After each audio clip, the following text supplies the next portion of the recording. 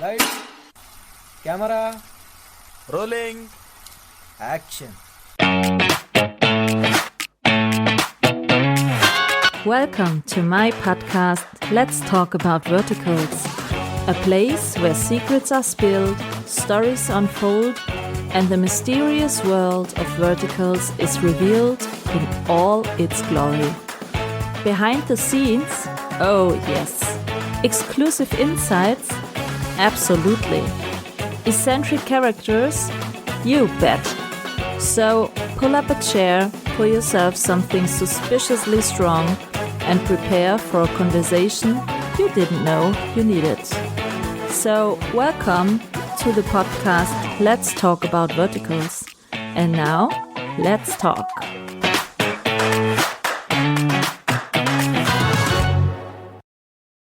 Hello and welcome to my podcast, Let's Talk About Verticals. The first quarter of the vertical year 2026 is already behind us or nearly over. So it really feels like things are picking up speed.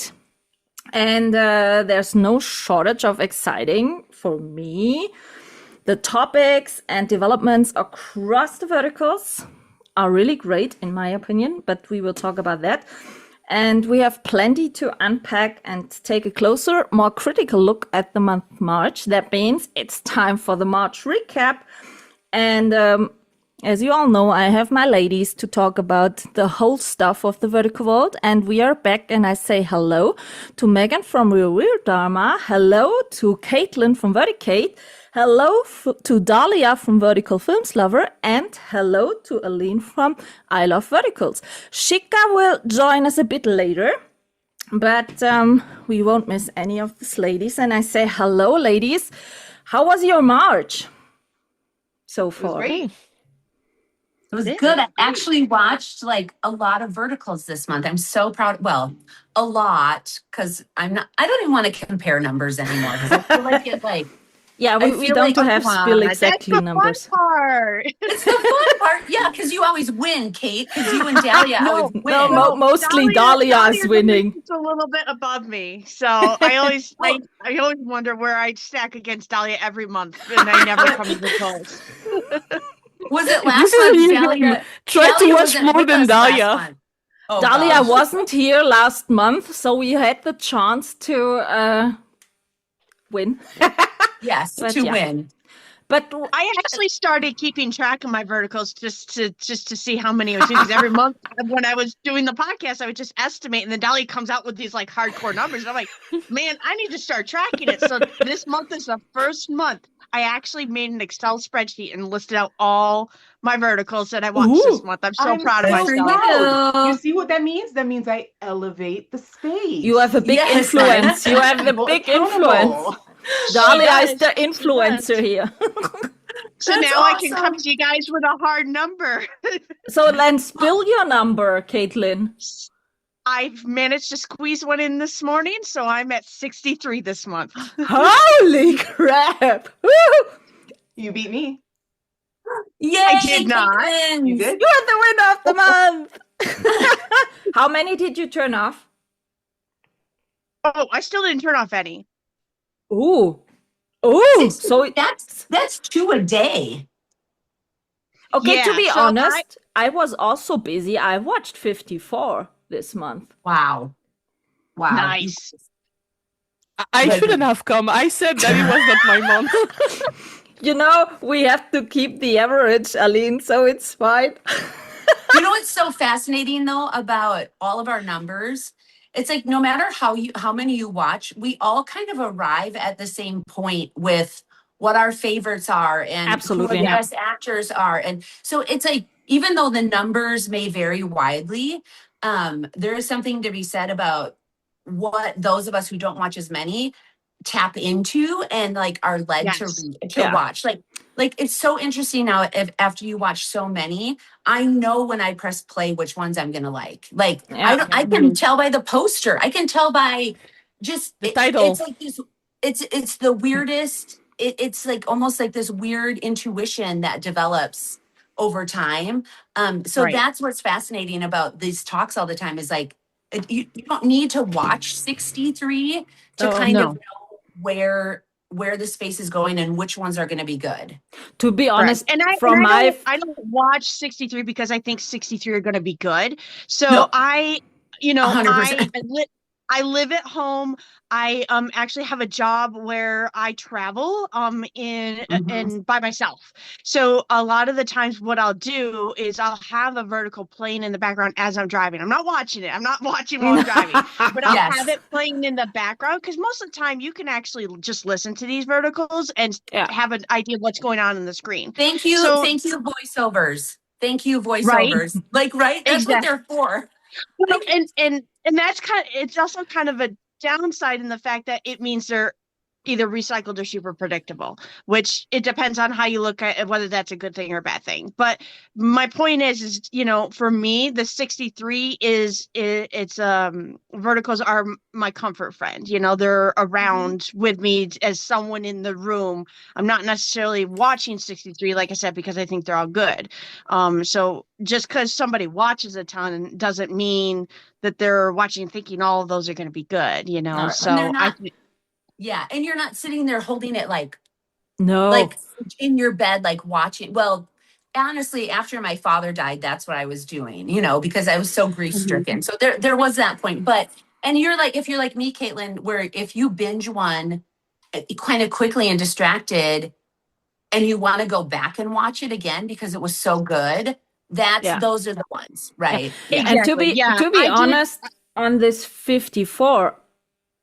I've already forgotten nearly the half, which I watched because they didn't hook me really. Some of them I watched even with double speed because it was it's okay, but no, I'm not willing to watch it in the normal speed and invest 1 hour in it. So for me, it was okay. I click double speed, check out if the story is going like I'm thinking. It was in the end, it was fine. But then a day after, I already forgot it. I only saw it in the list, in the history list in the app. Oh yeah, I watched this too. Okay, this also.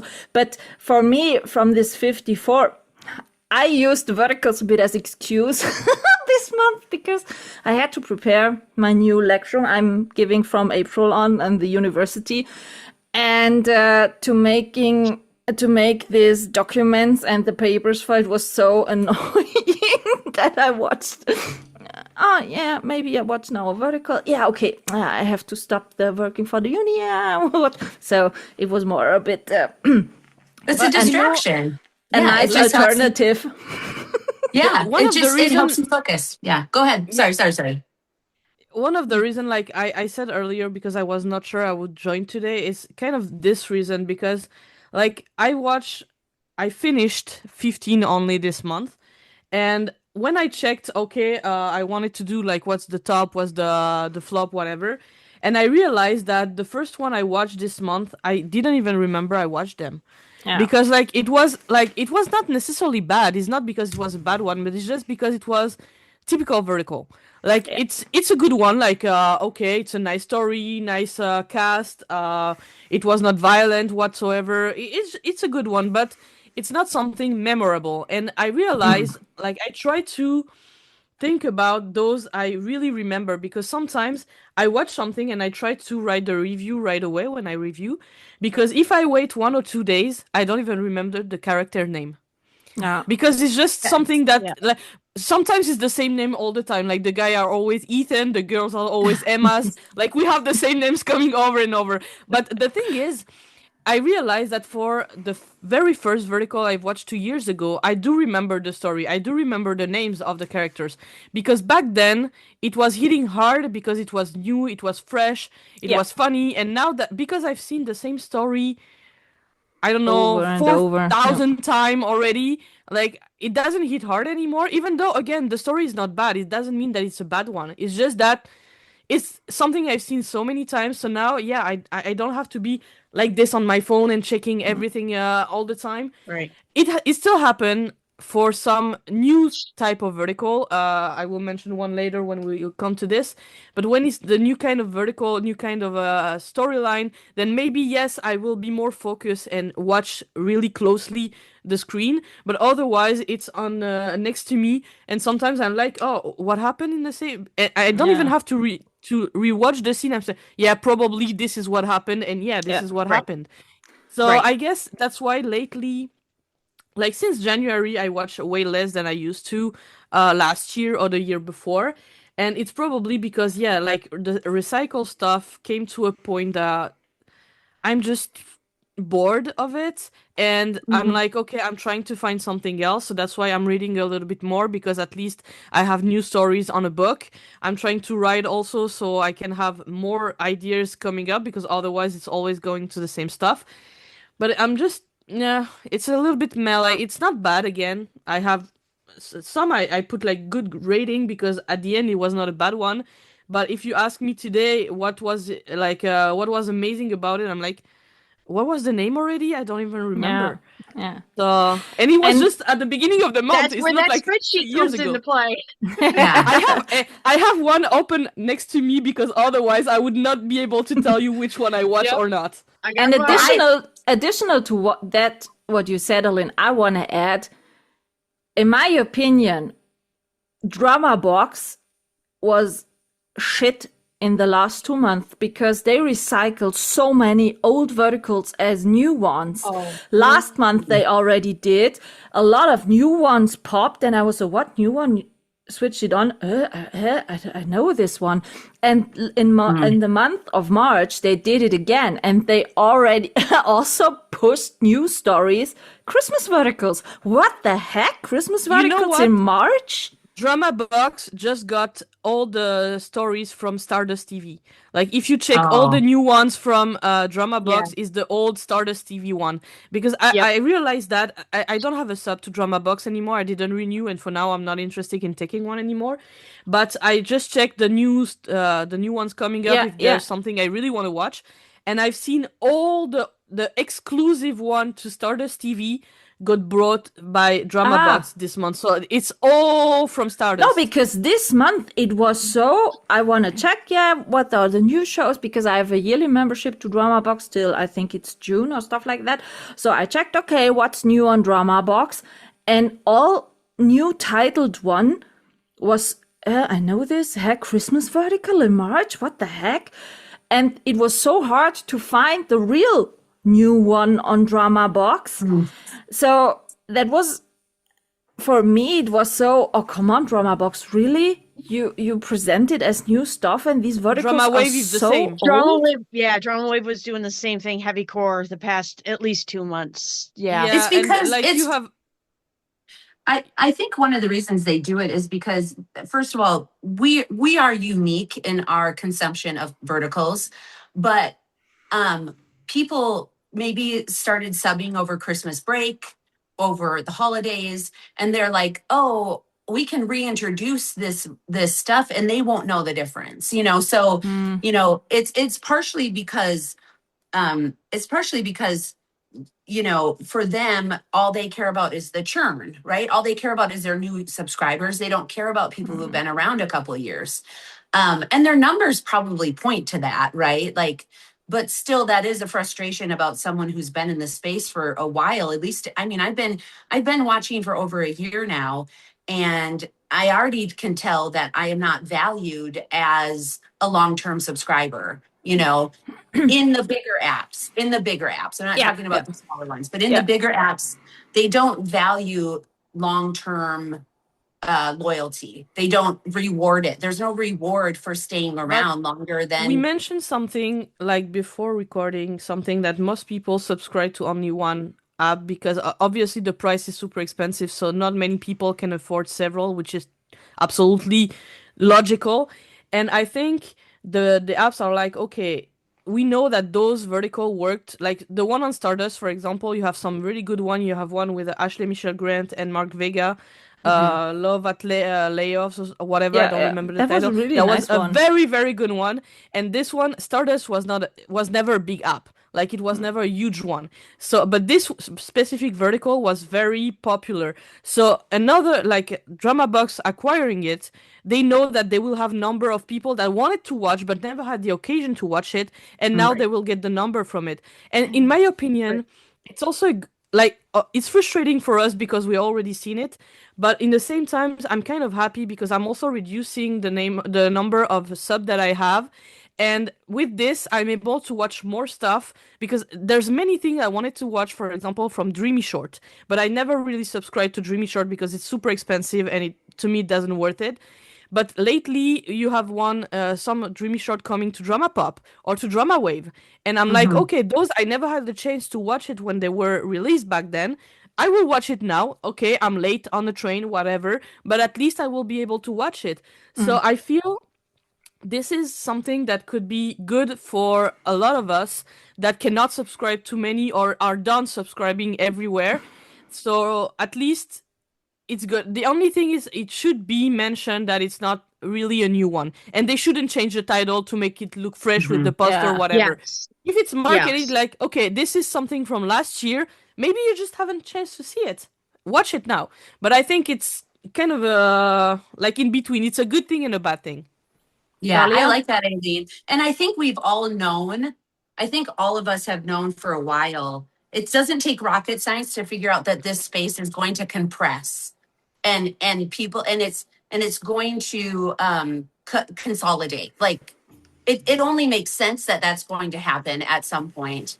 It's just who wins, you know, is the interesting part. And I think for me, what I've known is going to happen for a while is exactly what you just said. Like Stardust is maybe, you know, realizing they're not, who knows what their future is, because no one ever tells anyone anything, even across the apps. But like, you know, in their mind, they're out maybe. And we saw that with Surreal Plus last year. And it's all the Chinese apps. I have a feeling all the Eastern apps are going to maybe converge, and these Western apps that come online are going to have more space, which is good. Like we want that to happen. But yes, the process is clunky. It's like Yeah. it's going to be awkward and feel frustrating for those of us who've been around for a while. I Dahlia? was just gonna say I asked someone actually because the Falling for a Superstar Yeah, on it's Alta also it's also on other was actually bought by platforms. two apps, and it's for the same reason, is that Alta is looking to kind of spread out a little bit because you find yourself so stuck on the two that gave you a success, and they want to be able to try and do something else, but they haven't really found their magic. So they need funds. Obviously, like any small business, if you did succeed on something, you want to be able to get an influx of funds. And I don't know, you know, behind the scenes what that is, but even the Shorten app is now selling a bunch of their stuff to my drama. You know what I mean? So it's going to happen to, I think, all of the smaller apps are going to do it, to the COL, to the Holy Water, to, you know what I mean? It's going to be like the super apps, and but it was bound to happen. I think that when we all first met, we said something is going to hit a wall where you can't have 50 apps. That's not sustainable. It's not sustainable whether we're consumers of 50 a month or 10 a month. It's not sustainable to a country. You know, we may be the biggest consumer, we may be the biggest consumer financially, but all of a sudden you tell 350 million Americans, guess what? We've got 5 American apps that are coming. You know what's first to go?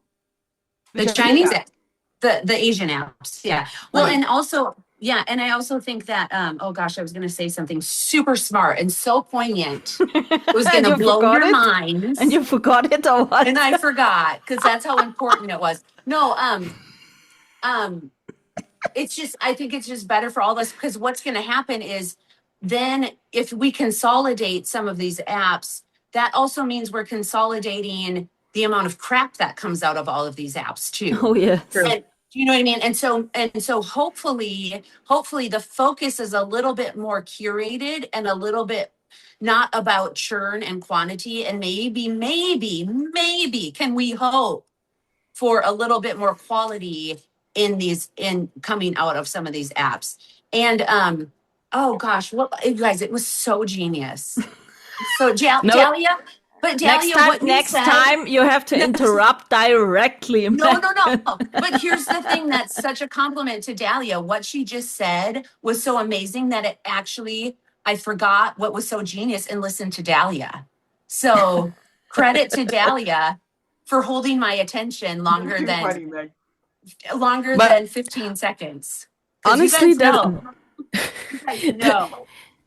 that's something that I think, like, because vertical are still new in a space, like, of it, and it grew way faster than any other kind of industry could grow. Like, we've seen it with internet at the very beginning. When it started to grow, everyone wanted to go on internet, doing like new like acquire a new company to sell you internet subscription, whatever. It started big on a longer term, like it didn't blew that fast, but it was still growing, and at some point it was just too much, and the bubble exploded, and when it exploded, it Yep. became stable. And I think it's Yeah. gonna be exactly the same, like with any kind of business is the same. Yep. It's just the difference with vertical is that it grew way faster than anything else was growing before.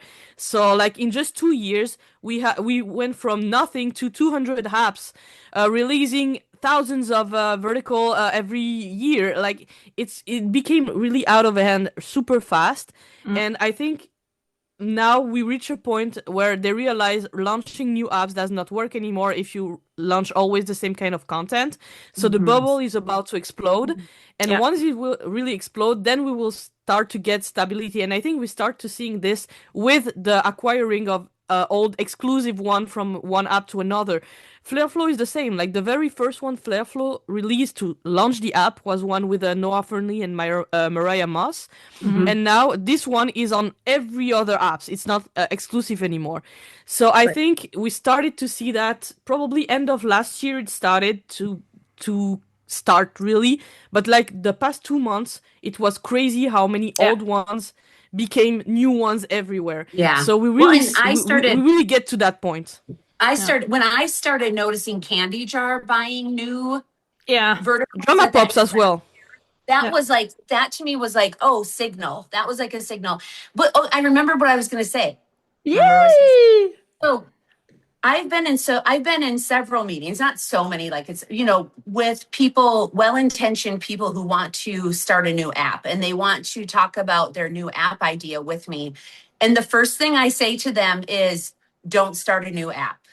That's good. Like, I say, don't start a new app. It is ridiculously like so stupid to think that you can compete with Real Short, COL, Holy Water Tech. Like, it's very ridiculous to think that you can compete with that. And if your end game is to sell the content and then get out, well, that's a different story. But Well, then open a production company. Don't open an and app. here's the thing. Yes, and Exactly. exactly. Yeah. That's what I keep not that but I would say like, well, first of all, they wouldn't listen to me. They would be like, no, we're going to do it different. And then my says first that. my question always was, who is your audience? If you're not going to try to attract a different audience, there is no point in trying to play in this vertical game right now, unless you have a really solid plan to reach out to different people. If you want to build an app that's going to attract the male audience, go ahead. But if you're just trying to land and do something similar to what is already being offered, you have no chance. So Yeah, because people will not pay anymore. no, we already they're pay too done. much. We cannot pay And more. I keep telling people, like, guys, the audience right now has download fatigue. Like, literally, the collective eye roll in our little Vertical View crew group and in our group that we have about Let's Talk About Verticals. Like, when we see a new app, you can just see the whole world shifts on its side because we're all rolling our eyes, right? Yeah. And so that is like that, and that's been going on for like 6 months now. That's not anything new. So like sometimes I just feel like so yes, but the thing that's interesting is the people I've talked to are here in the United States, and that's a little bit of a different conversation to have. But some of these smaller people that I'm talking to who propose this to me, I'm like, why don't you just wait? Why don't you just wait and see what happens and see where else the market opens up? Like, if you want in on the vertical space, just wait and see, because there's going to be so many more opportunities coming than just starting an app. And you can just that's hack on to, because it's proven knowledge. You can read every type of financial anything that has to do with verticals. And it's already proven knowledge that if you don't come with at least 500 to 750 set programs, you're going to Yeah. fall behind. Yep, You have to exactly. come with content, because if you come on thinking that you have 5 movies and you can start an app, you're going to fail. No. Yeah. You're And gonna fail. that's what I especially did. like Oh, go ahead, Aileen. yeah, like some new apps are like there's I don't remember the name, but it's a My VPix whatever. It's a weird Which name. is allowed. Movie pick. Yeah, the Movie one pick. that will release like Tides of Verticals Yeah. of You like need Crimson those ones. Scales. Yeah, so I'm Tides of lost with all Desire. the names. Yeah, but this one, like, I feel apps are like, yeah, but we have content that people are waiting for it because those are verticals that we really want to see. But it's not because you have two good vertical coming up to launch your stuff that we will stay after that. Because Right. for me, for example, I will not pay a sub right away. Like, I will probably lost time trying to unlock with ads, whatever, because I'm done. Like I said, I'm done paying, and also I don't want to pay and say, yeah, I have two great ones to watch, and if they bought those two, they will get new ones coming up after. And if nothing good comes after this, it's a loss. So I think a lot of people will wait before to actually get sub there. And if you think that because you have one or two good ones that people really, really want to see, it's not enough to be able to really No. attract people and No. keep them watching. No. I have a devil's advocate question for you though, Eileen, because I already know the answer. Will you pay for a sub for Chera TV? Yes. Why? See, and that's the interesting part, and that's where Chera is doing it different. Exactly. Right? Yeah. If Exactly. they only plan on releasing one a Right. month next year and they're all super fucking good and they have like an amazing story, I'll pay for that only because I know that they are prioritizing quantity or quality. Quality. You know, and that's a very different conversation. I think that's why in the end I bought a year sub for Drama Pops finally, because they don't drop as much, but I trust what they drop. And that is a totally different conversation than just like I want 4 I did that a on week. purpose, Aileen. I knew. Yeah. I knew what you were gonna say. Chira TV for me, like, okay, first of all, I think the communication around Chira TV is really good. Like, And it's all compared about to most of advertising the and apps. free advertising and telling what your story is about. And Yeah, really it's your mission everything they are statement. doing. Like, honestly, like, they started to advertise the app way before actually launching it, explaining what they want, what was the vision. I had an interview with Kylie Carson about it. Like, she explained so many things, like deep down on what she wanted, the vision, why she decided to go there, who she picked to work with her, why it's important, and it's the first female lead app. And somehow it sounds like something not special, but it is in this space because we've seen too many times women being abused on vertical, like not being respected or not being treated as we deserve to be treated as women. And I think because it's female vision, it changed so many things. And I know the that storylines, some people will say, some people will say, yeah, but maybe it's just gonna be a small apps whatsoever. Maybe, but I think that even if they don't become that big as other, they will have loyal viewer, and this is very important, where Real Short doesn't have loyal viewer. They just have casual viewer that are there, they paid for a sub, so I'm gonna watch there because I'm already paying anyway. But it as long as as soon as the sub end, probably they will just leave and they will get new people, but it's not people that will stay for the content. But for Chira TV, I truly believe that people will get there and stay because of the whole the whole vision, not just for one vertical. It's like for the whole stuff. Yes. And they're not going to like just talk the talk. Like they're actually going to walk the walk. Like because there are a couple apps coming up. Microco is all women too. Microco is all women. It's the development, the head of development, head of production, everyone is women. There's another app that's coming online soon that's all women also. So it's and I'm not saying Chera's the first, but they're not going to be the last, which to me is amazing because this space is for women as it stands right now, and women should be the ones making the decisions on what goes on these apps. And so even if it's going to take a little bit of time and be a little clunky, it is important that we support those apps that Yeah. are not just saying what, hey Chica, but yeah, I think that yeah, like I'm excited to see what Shara does. And it's like I kind of decide I kind of am thinking it's more like, we've got the A24 of in Hollywood, right? And we wait for the A24 studio and for what they drop and what they're gonna produce. And they don't do as much, but what they do is great. And that's what that's what I see. I don't think Chera is the A24 because A24 stories aren't vertical at all. They're very deep and you only want to watch it once because it changes your life, but at the same time, that's, I think, the distinguishing piece between like what Chera is trying to do and what Microco is even trying to do. They're trying to, when they land, they're going to probably have 15 to 20 verticals that are brand new to watch, so it's a different It's a new way model. of launching. It's a new way of doing vertical, and this is what we need. So, hello to Chica, welcome. We didn't even start about talking about March, so you're just in time, Chica. And thanks that you're spending your time with us, although you are on holidays. So we talked about you're mute, Chica. You're mute, Chica. We can. Yeah, hello. I love to talk to you all, so I don't mind being here on vacation. Let me make it very clear: India does not have time change, so we are very lucky that way. Sorry. To all the audience out there, we tried to get Vertical Drama Queen Lisa also back to the monthly recap, but all the time switches, actually, she haven't switched time yet. So we are all hoping that she will be back on the April recap, because then we are not anymore so many hours apart from each other. We miss her. And I screwed everything up by being in LA this time. Yeah. It was my fault. This is completely my fault. Like, let's honestly, make it clear for everyone who thinks, that's so easy. You are meeting up, talk a bit, and that's it. No, that's not it. No. So, it takes days to find the right time for everyone. Even ChatGPT could not help us. No.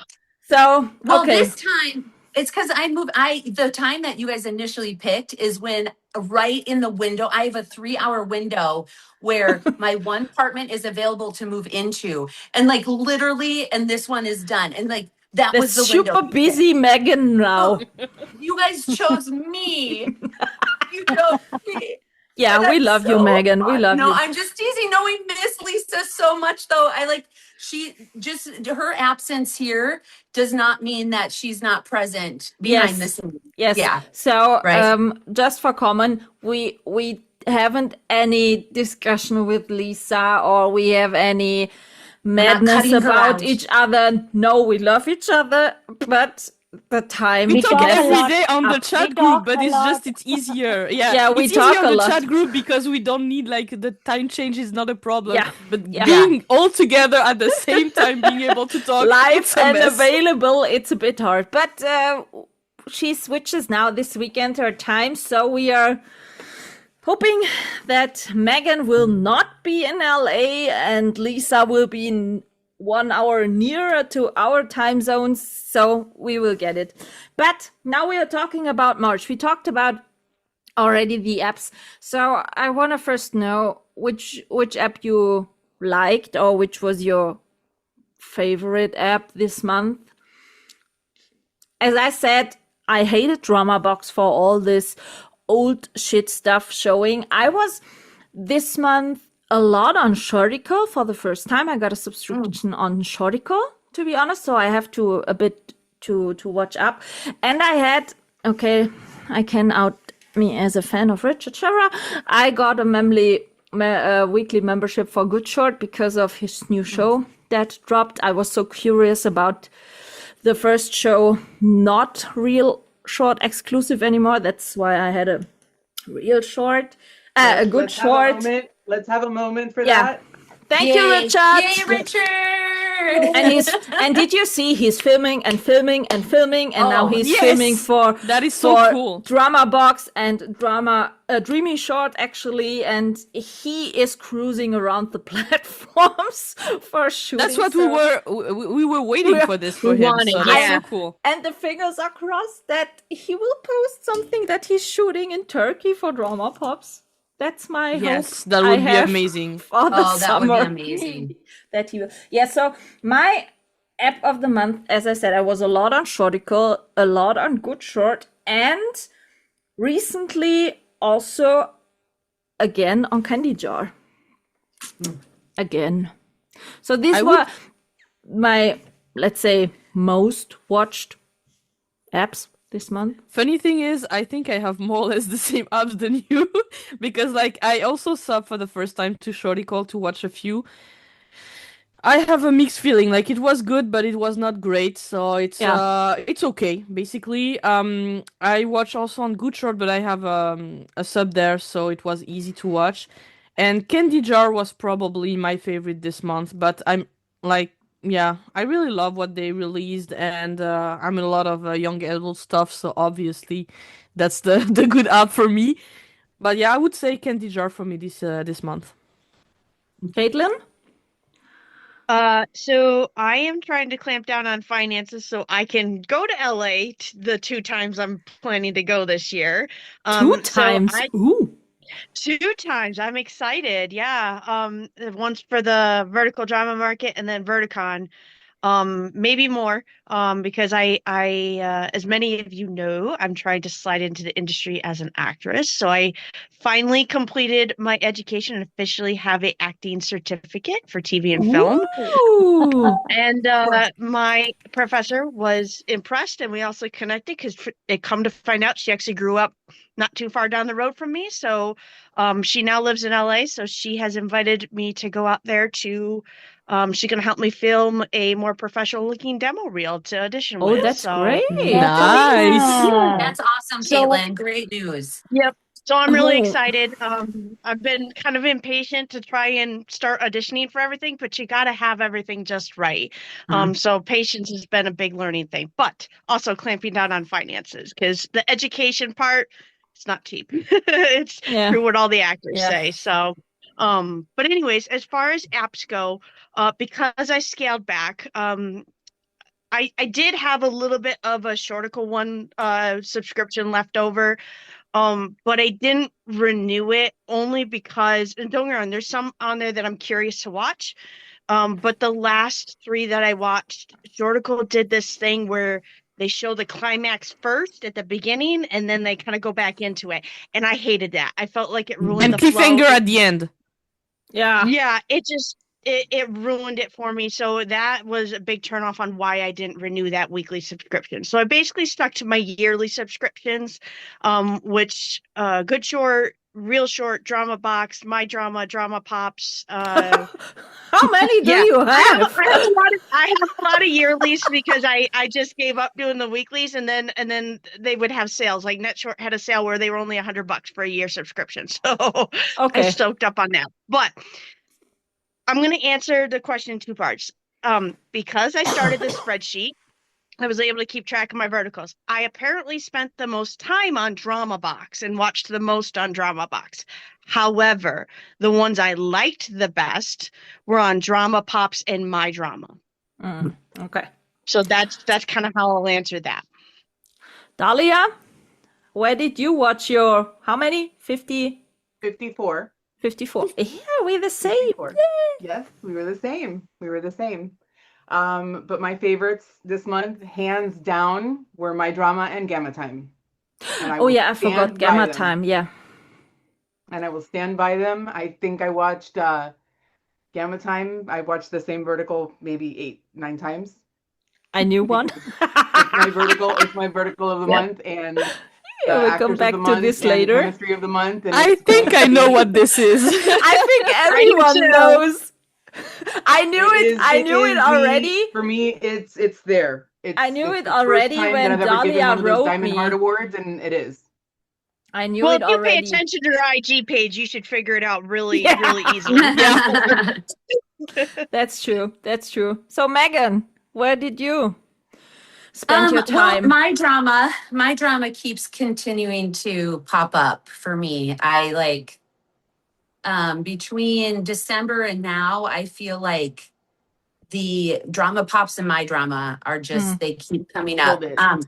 I'm shorticle. I get what you guys are saying about it. The one reason I keep kind of trying to really stay loyal to them and watch them is because they're doing something that I was hoping people would start doing, which was leaning into the tropes and making them good and making them better. Like I was really shocked. Like one of my surprised verticals of this month, the one that like surprised me was Step Aside, the chairman is here, where they basically took that trope where the man comes back from the humanitarian mission, gets ditched by his woman, you know, and they actually made it really good because they leaned into Faith Orta and Kendall being funny, hilarious villains. And that just really resonated with me because that's something that I've been asking the apps to do in like if I'm in meetings with them. Like I talked to Shorticle about creating just better storylines. Like if you're gonna stick to these storylines, give us like do what they should do that fits our culture. And they've been doing that. So I call them upscale verticals. You know, so yes, same storyline, but they're actually giving the character's real heart. What's the one that they did with Meg Bush and Noah? Breaking Breaking news. King news. That was They really good. actually gave Noah and Meg like a real relationship romantic arc that landed. All the emotional beats landed. All you know, we still had ridiculous villains, but the villains actually made sense. I think we talked about this last month. So Shorticle continues to kind of be on my radar because of that. But when it comes to the apps that keep my interest, it's My Drama and Drama Pops for sure. Yeah. The Gamma Time one was mixed for me. And I think you guys saw my posts on that. But that's because I have very high standards for that storyline and that space. And I'm not going to settle, you know, and I'm not saying anyone else is settling. That's just me personally. You know, I see where it pushed the needle, but anyway, that's beside the point. I'm sure we talk about this vertical later. Yeah. Shika, where did you spend how many verticals have you watched? Do you know that? I watched 78 this month because 78! Okay, we are all done. And I went back to last month as well because I didn't, I missed a few and I was sick for an entire week and the only thing I did was watch verticals for 3 days straight. Okay, so Shika steals the spotlight. So, like I said in my live, if I had only one app to subscribe, I would subscribe only to Drama Pops. But this month, I spend the most time on Drama Wave. I did not like all of them, but I spend the most time on Drama Wave. And the like to watch ratio is the best on My Drama. So My Drama pops out even these exclusive that pre-access like we have on Reboot. So I've been spending money like crazy. I don't mind because I don't have subscription to a few and I don't think I will renew. I won't renew on Shorticle for now and I will not renew on Shortmax. But I had to renew for a week because of Griffin's new article. They took my money for 1 week, but it's okay. But My Drama is the one that kept me hooked this month. And let's be honest, if you saw already which shows will come on My Drama in the next weeks, normally on the 17th. Yes, normally on 17th of April should have dropped the Kiss of the Pirate King, but it was pushed back for 2 weeks more. So on the 1st of May, I'm waiting to take a sub there because I have a few I want to watch, but I want to wait until the new one, like the pirate one, especially drops, and then I will take a 1 week sub. My Drama, that's kind of the issue for me with them. I know they have great content, but I'm not such a huge fan of the app, the way it works. It's a little bit tricky with the website stuff, the app stuff. It's a bit like not super user friendly, I would say.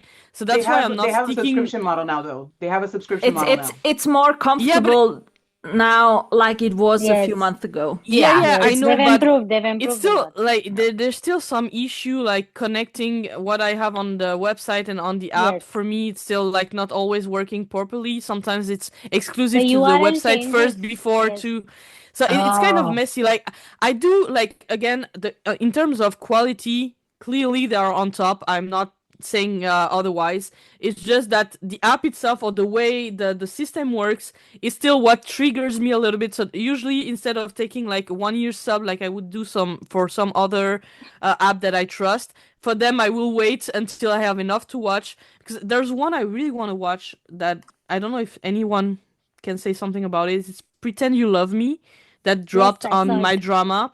I really want to watch this one.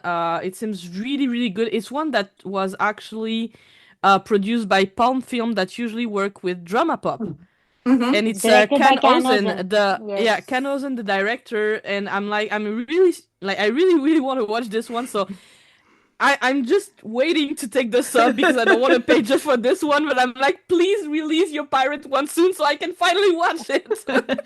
Yeah, I think we are all curious about the upcoming weeks for the pirate ones. So, but I want to start now first after the app. I had this month a side role which blew me really away. And so I want to start with the side role of the month. And my gosh. side role of the month was Sean McHugh, the evil mafia dad in the one in love with Mr. Mafia on Candy Jar. Oh, I haven't watched that one yet. I haven't watched that one It yet. was so dang good. I mean, he was in a few verticals lately, also in the new one with Richard Schauer, where the mafia, but he played the first time I saw him in a really evil, let's say evil role. It was evil. I mean, he was the mafia mob, and I was so, oh, holy crap, I haven't him on my radar for so long. I knew that he was out there in the vertical space, but then I watched this vertical. Sean McHugh flashed me totally how great he was playing this character in this vertical. That was the reason why I asked him if he is willing to talk to me for an episode. So I will record with Sean McHugh, because I'm curious about how he could switch so great in this type of character. For me, he was my side role of the month in this one, because I believed him every second and every single sentence he said in this vertical. It was so good. It was so good. Fun fact, he's also like my supporting role, but for another vertical. But I also picked him. Okay, so if we are talking about, what's the correct pronunciation? Sean McHugh? Yeah, I Sean guess McHugh. that's what I would say, but I'm not a native English speaker. So Yeah, I cannot, that's why I'm asking. So we are McHugh. talking about the same, Aline. Yeah. Yeah. Okay. So And where for me, where it he was, you?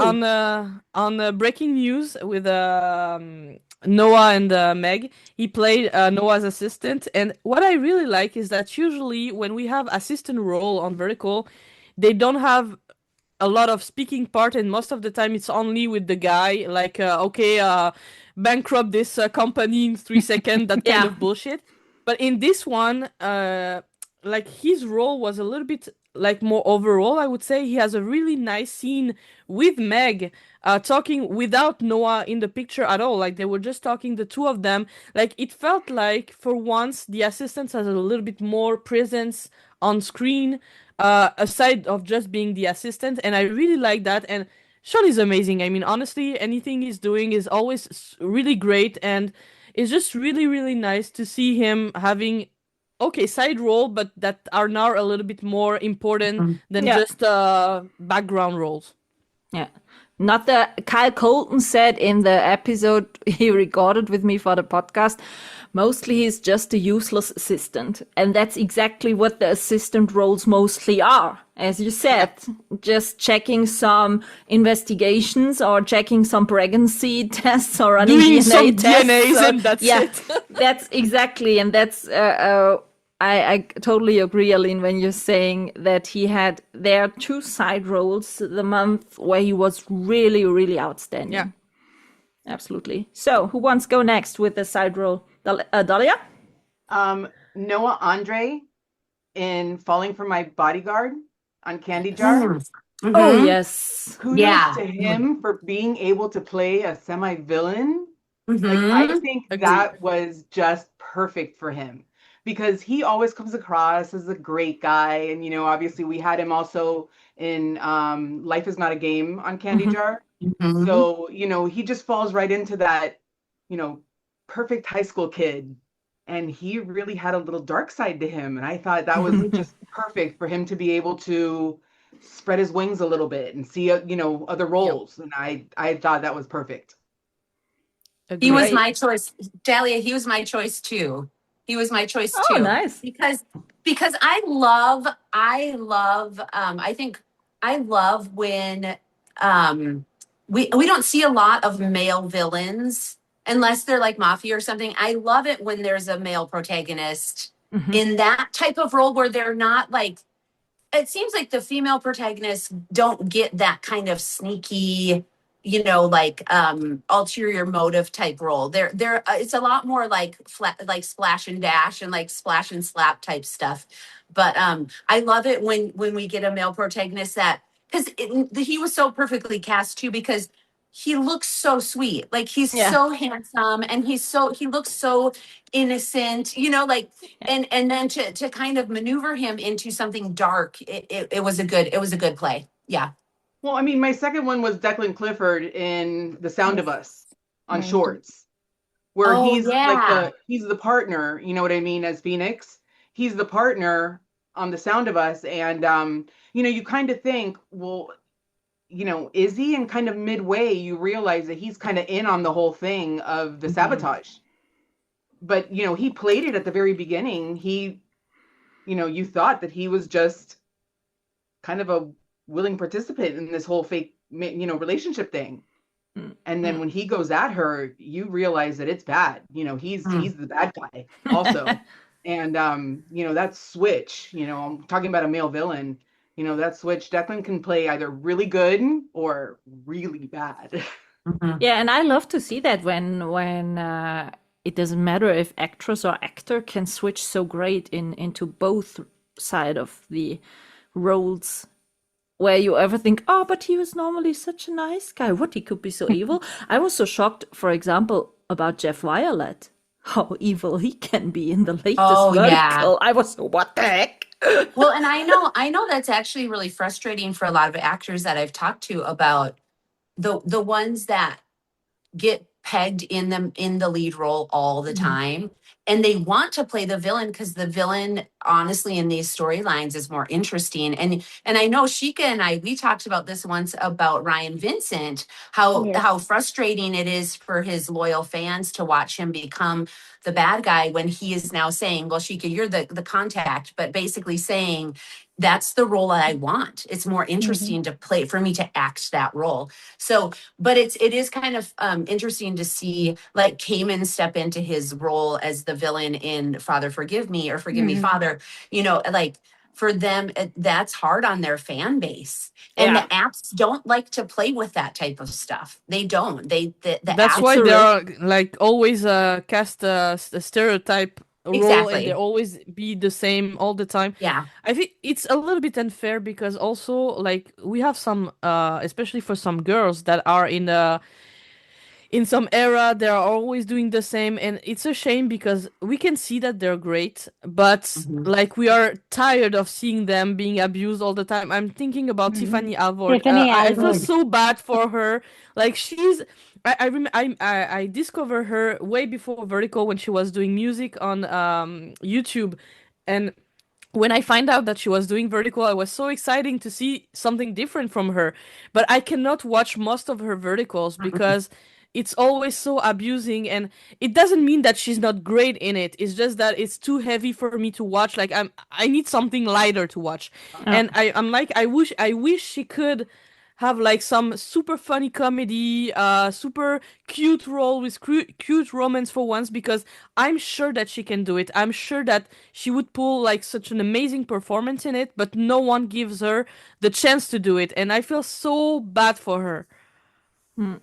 Shika, what was your almost do like side a role? checklist. I would almost do like a checklist, like a advice to young actors, and say like a Lottie or a Nick Ritako, and say your first 5 roles should include a villain role, a comedy role, a serious role, because obviously That's if someone they like can, Nick, yeah. I know, but I mean, if you If they can can, peg it, that's the if you issue. can, Yeah. like Nick can do all of them. I But think you know, Molly Anderson is one Lottie of in them too. Broken, she's like a Agree. total bitch. But she also in Miss Lyra and in the, Watch Out, My Stepmom is a a badass, plays total green flag. You know what I mean? Yes. Lottie has the ability to It's do the both. same Brooke And she's Maltrum. young, so you Even still with have the Molly ability to Anderson, have her I do think Yeah. villain and good. Molly's Molly- a great example. Molly is Molly wonderful. Anderson Molly's and amazing. Exactly. Brooke Maltrum Yes, also. Brooke Yeah. too. But Jeff Yeah. can do both too. Jeff, Mhm. Yeah, but I only ever was knew him as really evil ooh. until he did good, and I was like, wow, he can be a really good lead. I What never was that realized it. mafia one? What was the mafia one where Jeff was the It was really the- like a bad It was villain? the newest. No, there was an old one where he was like, it was with Sam Meyerson and Neela Jones, Yes, and he was he was like abusive. The Mafia like, Housewife. my The husband Mafia or something Housewife. like that. It's a mafia. This is my mafia, blah blah blah. Love doesn't Mafia love Housewife. me. Yeah. Okay, the mafia housewife. That's it. Yeah, Shika. Yeah. Anyway, yeah, he can really be evil.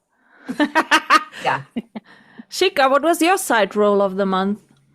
I will say Kaylee Foster from The Prince and the Royal Wedding Planner on Gamma Time. I will tell you, the title should have been The Royal Wedding Planner and the Princess, because the dynamic between these two women was so good, and I just wanted to see more of that. Emily took over the wedding as her own, but Kaylee played that role of evolving, not going crazy, batshit crazy, and trying to humiliate her in the banquet and all. No, it was about her own growth. So that arc was so good, and she was not the villain. She was going through her own emotions. She was discovering herself. So it was so good to see that. And it was as good as a parallel lead. So I will say Kaylee Foster. Okay. Awesome. Caitlin? So this is actually the hardest category for me this time, only because like almost all the verticals that have been mentioned for side roles are the ones that are on the apps that I unfortunately had to cut through my, for my cycle. So I didn't get to see a lot of these, wonderful verticals that these other folks did. So mine is actually going to be Allison Gann for Fever Cage as a villainess, because she wasn't just a villainess. She was a very mentally ill individual, and I thought she played that.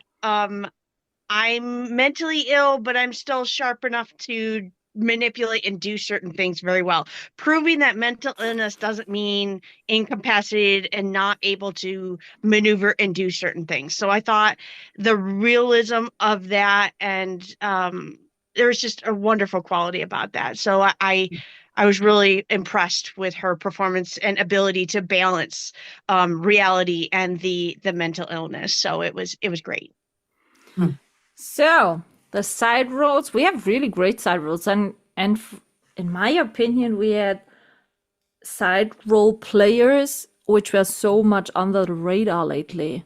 So I was happy to see that more and more people who are so long playing side roles are getting the chance to get more into the spotlight. So what I'm always curious about is chemistry of the month. And for me, that was really hard because, as I said, I watched a bunch of verticals, and I don't know how you were feeling about, but I had the feeling that in March, the quality got a bit better than compared to January and February. So I'm still hoping that this trend is going on and we get more and more.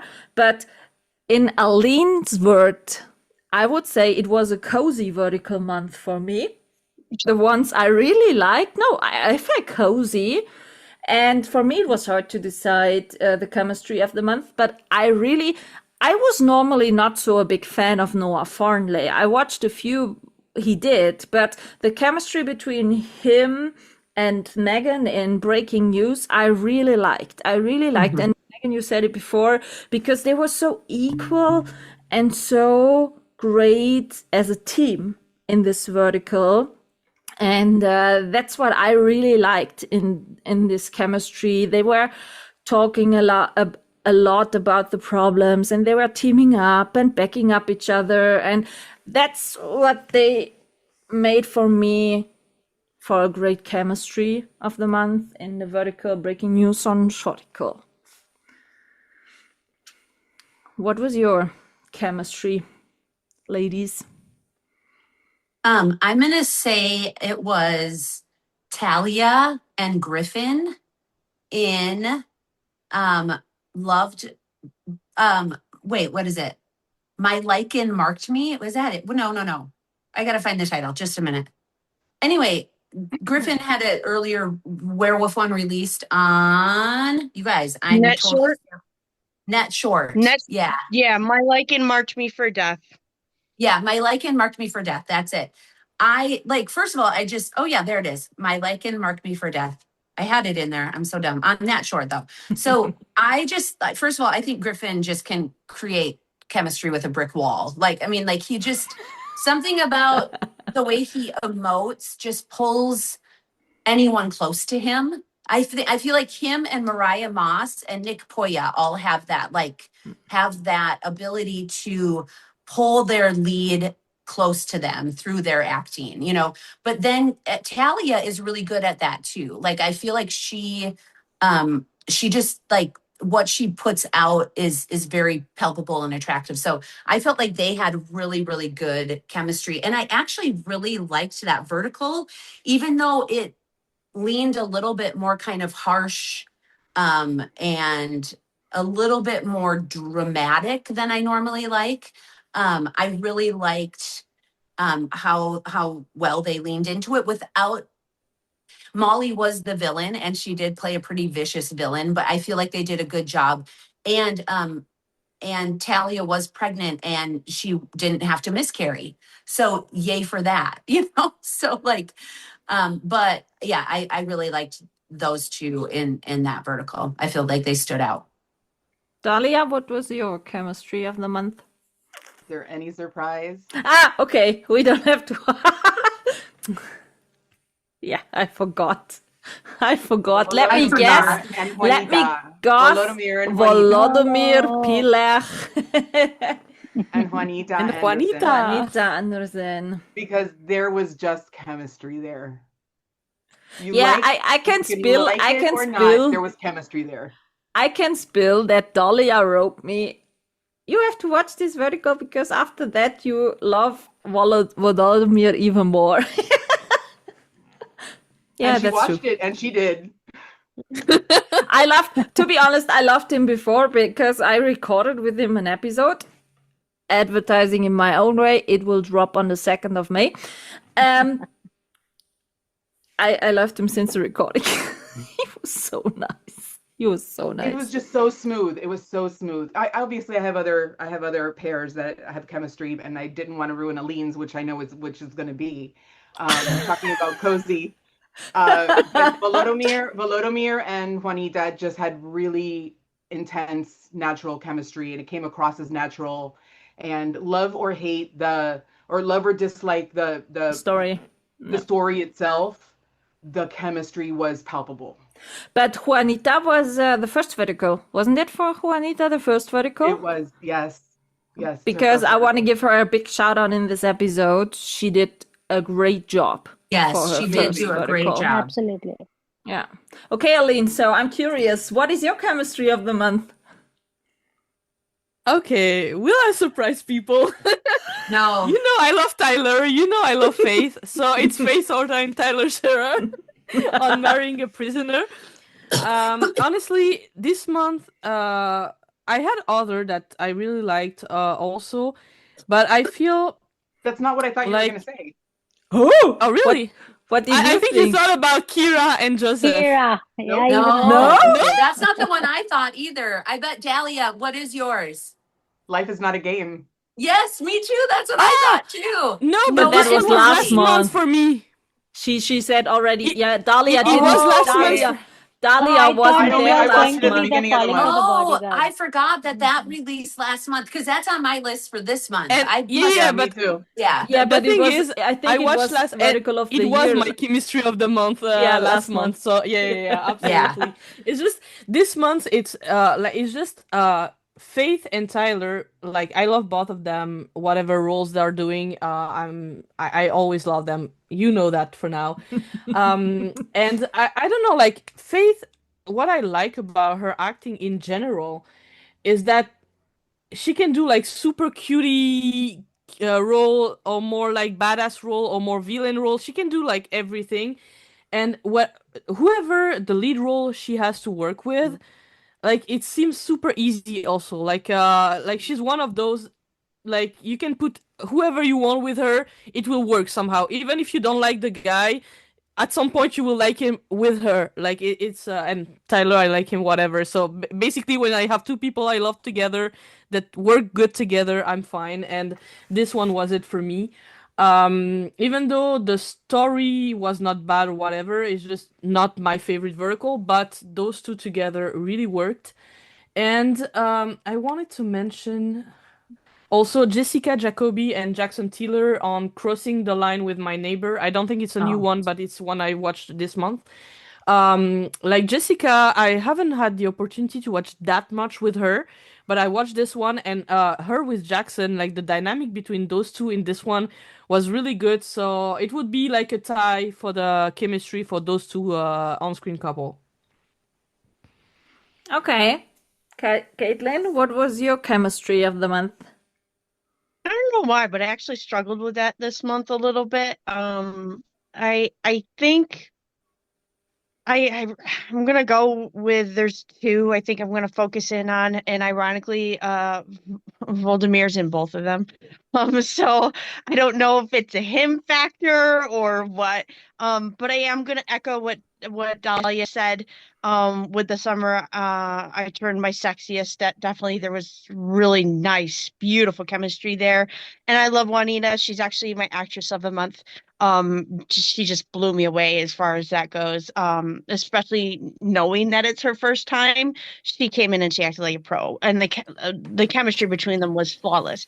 But another one of Voldemir's that I actually watched on Net Short was with Brittany Marks, called "Pay Your Rent with Love."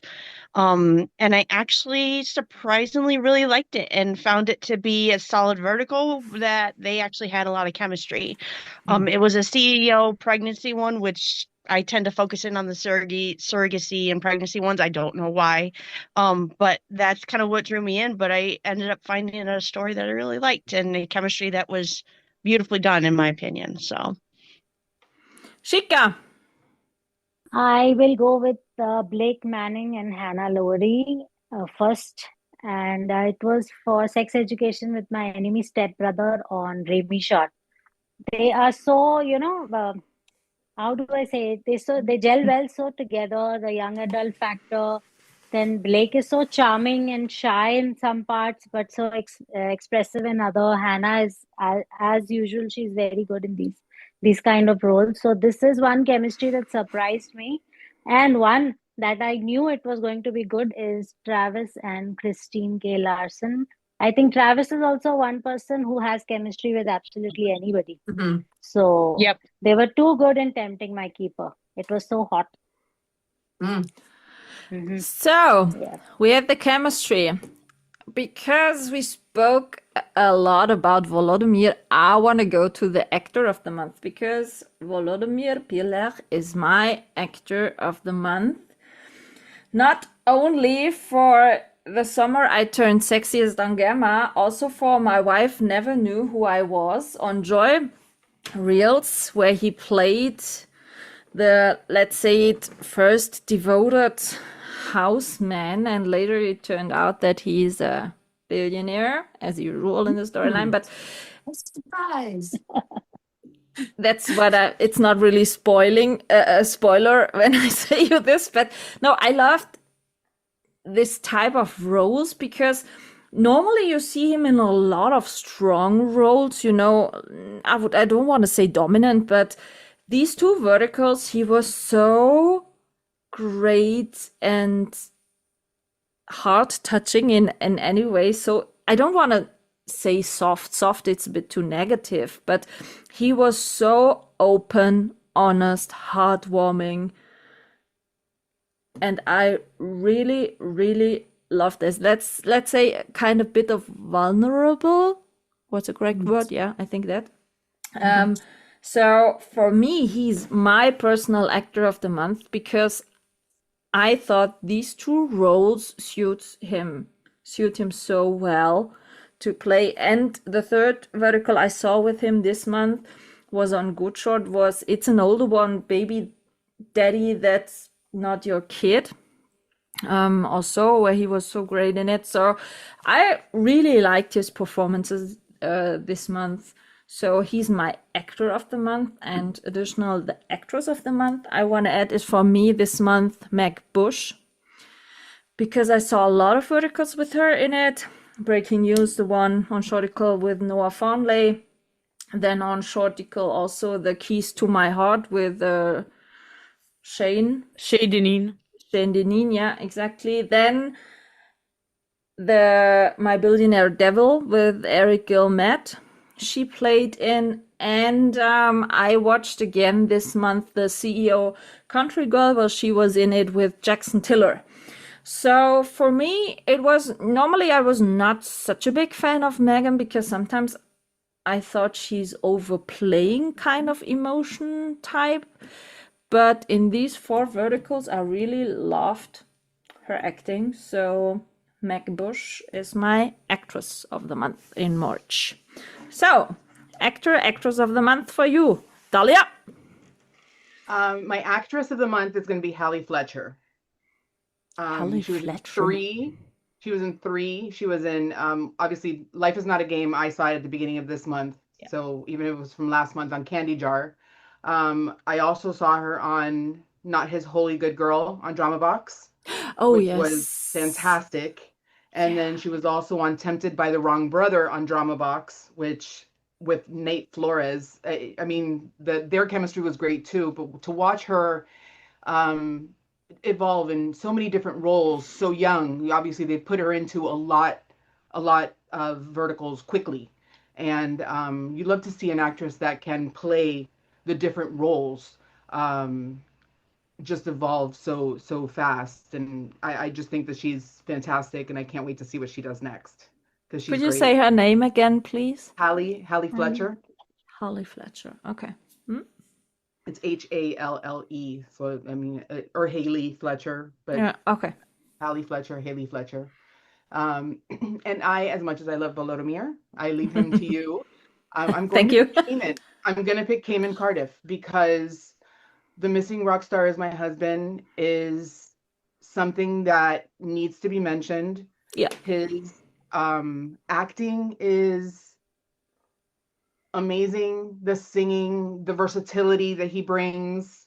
Cayman is really one of those actors that I have, I mean, from that to dumped my fiance for his mafia uncle. I mean, to see his range is just crazy. And I went through his list of movies as I was going through the list yesterday, and I realized that he did 20 something last year. And it really, you see the first one, you see how many he's done to the last one, and the range that he's, how he's come out of his shell is just fantastic. And I'm really, really proud of him. I think that he's awesome. Yeah. And I'm happy that he's not longer getting bounded more and more with the werewolf stuff. He was. Yeah. And he's one of the I mean, few that have obviously been able to break out. Yeah. He does. Yeah, he's one of werewolf the and he few that loves can it. break out of typecasting. Yeah. That's really great. So, Caitlin, who are your actor and actress of the month? I am going to echo Dahlia for the same reason.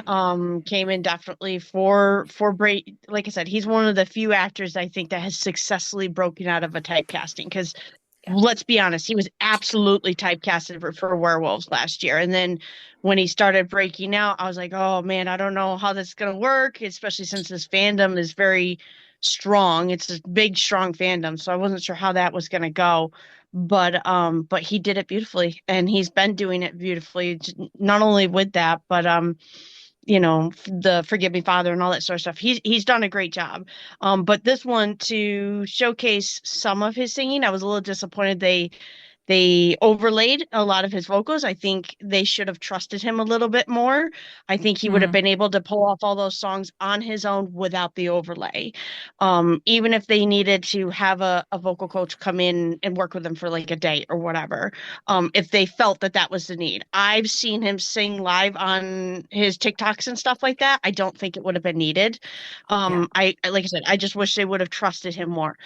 But I do want to mention there's a couple other people that really nailed actors that nailed their roles this month that I struggled to pick a favorite with. Richard Trahera tried a mafia role and I absolutely loved it. It was a mafia one on Good Shore. A hidden mafia dad ends it all. The movie, the vertical's crap, but he did such a great job breaking out in that mafia world. I can't ignore that sort of talent. Another one that a lot of people tend to overlook is John Edward Palmer.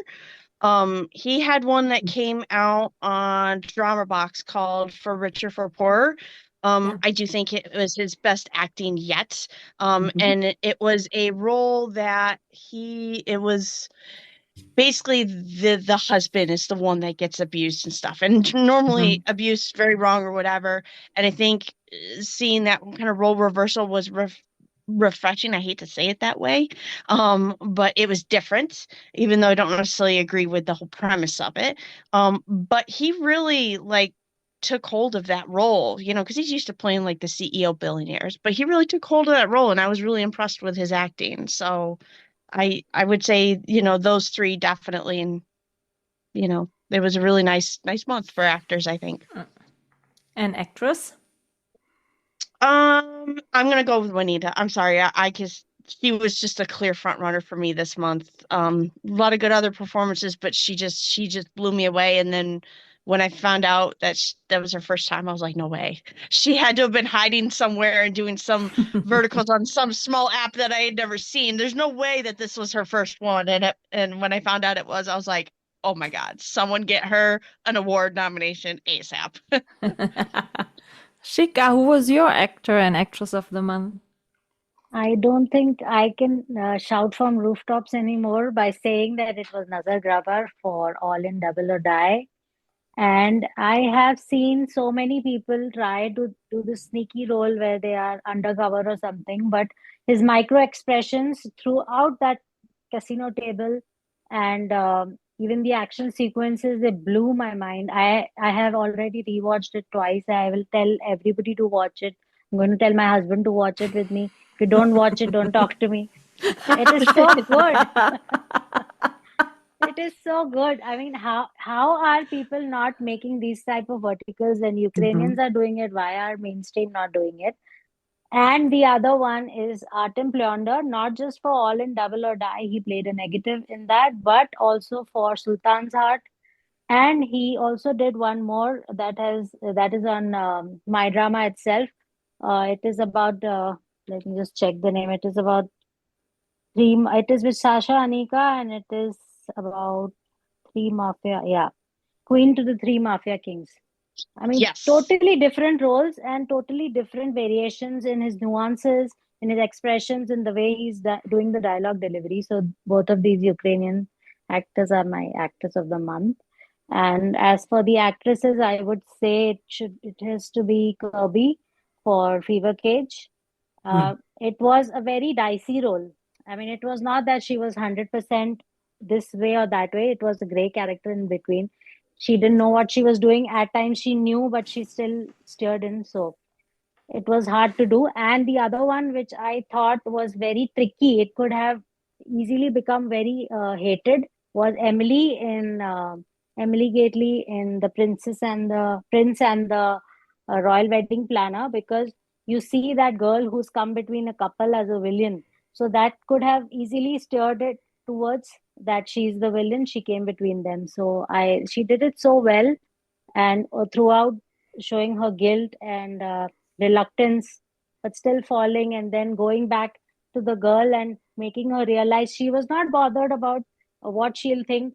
She was only bothered about let the girl find her own way and not get stuck. So that whole arc was very interesting. I really like this vertical. So these two are my actresses of the month. Great. Megan? So I'm going to give a huge shout out to my man Griffin, whom I absolutely love. He finally got a mafia role. He got 2 mafia roles this month, and he's been wanting mafia forever just because of who he is. He's Italian. He looks mafia, and he plays such a great lead protagonist. And he was in the one with Christine Larson, Too Late to Love Me, Mafia King, and he was the lead protagonist. And he had kind of that Brooklyn mafia accent the whole time, and it never broke. And it's funny because in the beginning it seemed like it was Chica's laughing. Look at Caitlin. Don't just look at me. Look at Caitlin too. No, I'm not talking. You guys didn't like the other one. You didn't like the other one with Emily. This with one was good, but the accent was absolutely crap. I will quote Aileen and say I thought it was awesome. He never broke it though. Like he like so absolutely bad. owned it. Megan, I if I liked send it. you the screenshots of the comments I've received, people cringing so hard. New York people Oh, I cringing liked so it. hard about the accent. I liked the Caitlin and accent. I had I a thought big it was awesome. But here's the thing. The vertical Normally- was awesome, but his accent not so much. Oh, I liked the accent. I actually have to go. Actually, I need to go move. Like, this is like, I am seeing it for what it was, in that he was able to step into something that was amazing. And what I saw was that you've seen roles like this where I'm not saying it was Brooklyn. Okay, that's maybe the wrong, but anyway, I just really enjoyed it. And I liked his accent actually better in the other one that was downplayed a little bit. The one he did with, okay, I'm done. I gotta go, guys. I have to move. I will talk to you later. I'm not leaving because I have to laugh, but I really I need to go. Just know that everybody I know. has their own taste, and that is 100% No, okay. it's not even about that. It's been a super rough day. I'm And just I know you're not remembering our laughing at me. conversation. I know you're not laughing at me, we're but not laughing We're at not, you. I know. I'm just no. You I know know. we love you, We're remembering Megan. our conversation. guys, I know it's like I have to be done. I feel horrible Okay. now. I really do. I like, but at the same time, like everybody's gonna view every vertical different, and Yeah, that doesn't make absolutely. either view right or wrong. Like she's Mhm, 100% absolutely not. right for her likes, for her taste, or whatever, and I've got my own likes and own taste, and I just. It's fine. If she loves it, let her love it. I Like, mean, that's if the beauty about verticals. everyone would have the same taste, it would be boring. Boring. Exactly.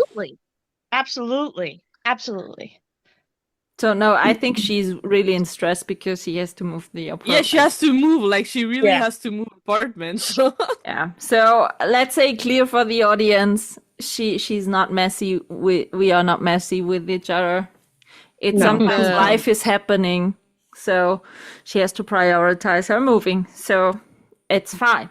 Yeah. So Aline, yes. Well, I joined a team Volodymyr this month. I have to say, like, I have seen him in a few, but he never really got my attention that much until now. But yeah, the summer I turned my sexiest, he really got me. I have to say. So yeah, I joined the hype for sure, and he is my actor of the month.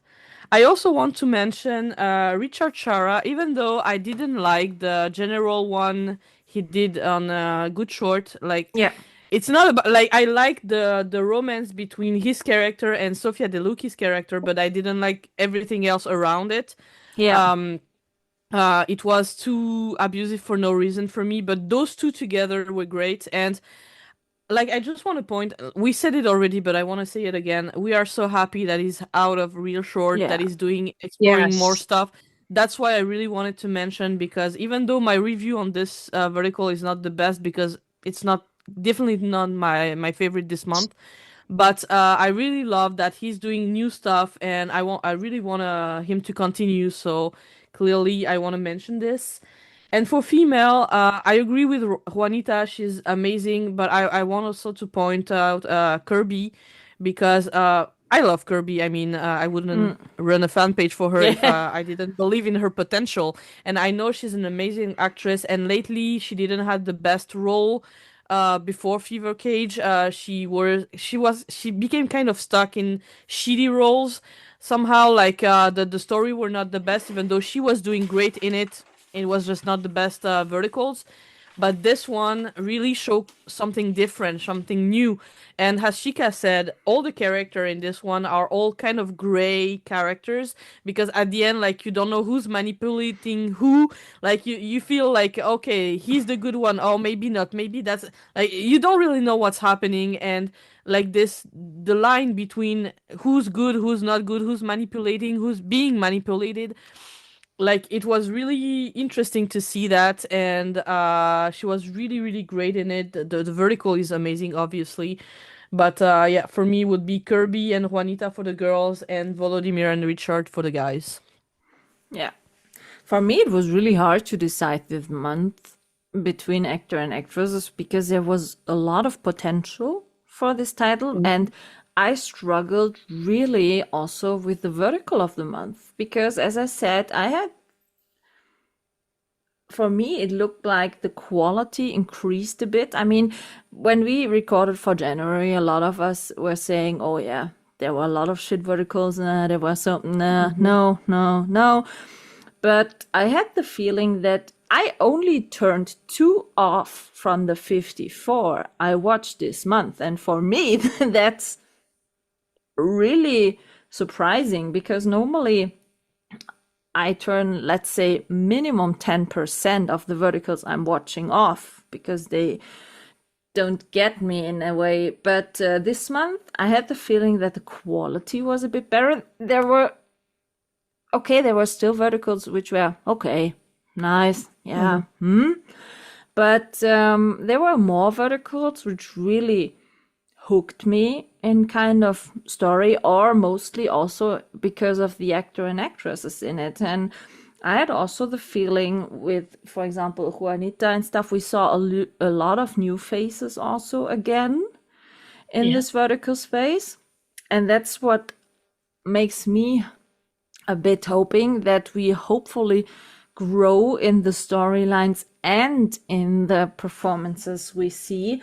So if we are going now for the verticals of the month, I made a top 3 for this month, because for me it was not possible to get with only one.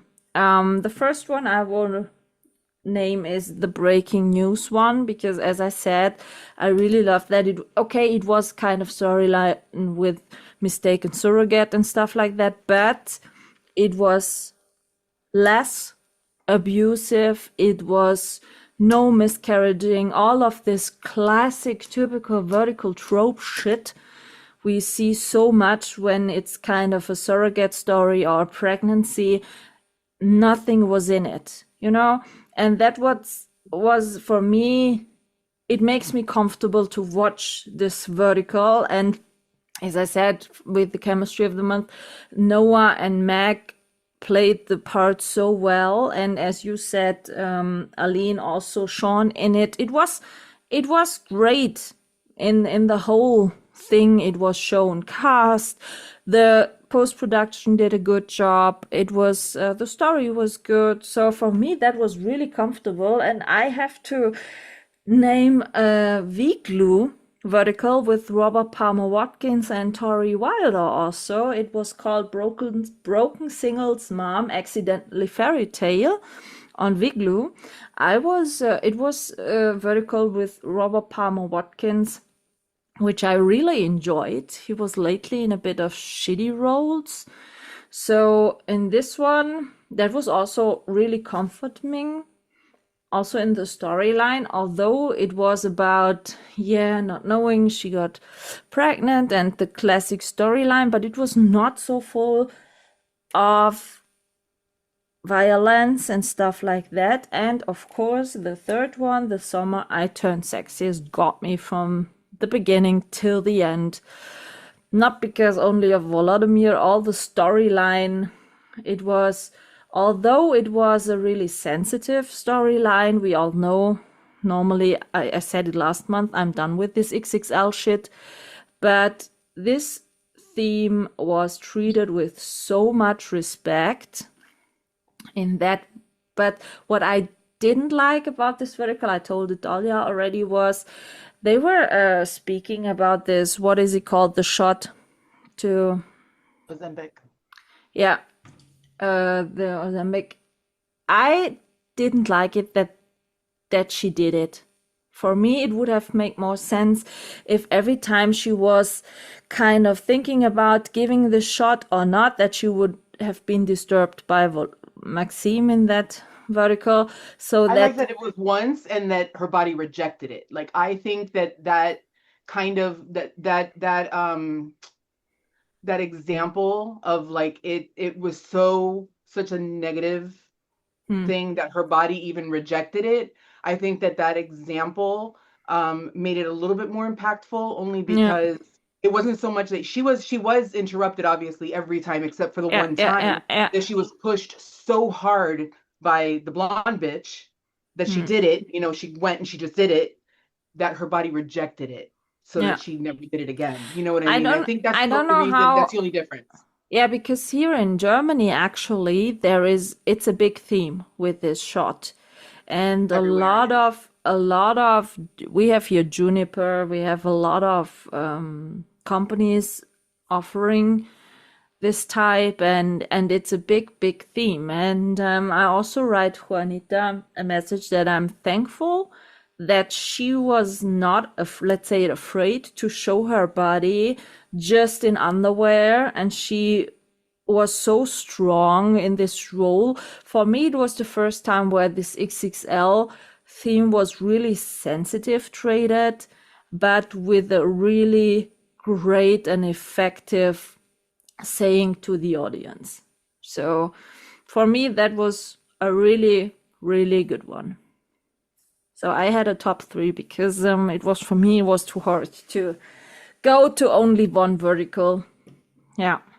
I also have a top 3 because but because there are 3 very different ones also, so that's kind of the thing. The first one is definitely Fever Cage because it's a new genre, it's something new, something different, and well done. It's not just a new storyline, it's also like the way it was done and filmed and everything. So this one really stood out to me. The Summer I Turned My Sexiest, I agree. I haven't posted my review yet because I'm writing a long one for this one, so I have to organize, I have to rewatch again to change some stuff. But I agree with everything you said, and I second make Dahlia on the shot. Like I like that she got sick out of it. Like when I saw that she took the shot, like when they start mentioning it was like, come on, like you could have removed it, but then the way they ended up using it, I was like, okay, maybe it's better. I wish still maybe we can avoid it, but I kind of understand why they did it. So it's like a mixed feeling, but in the end, it turned out to the good message, I would say. But yeah, this one and the third one is one that we didn't mention much, but I really like. It's a cozy one. It's Falling for My Bodyguard on Candy Jar with Kira Wisely and Joseph Purcell. It's like it's nothing. Okay, it's not a new storyline, whatever, but it's a very cozy one, very cute one. Kira and Joseph work really great together. If you like a young adult and bodyguards, you will love this one for sure. So this one is definitely one that it's easy to watch, easy to like. So yeah, definitely recommend it as well. Dahlia.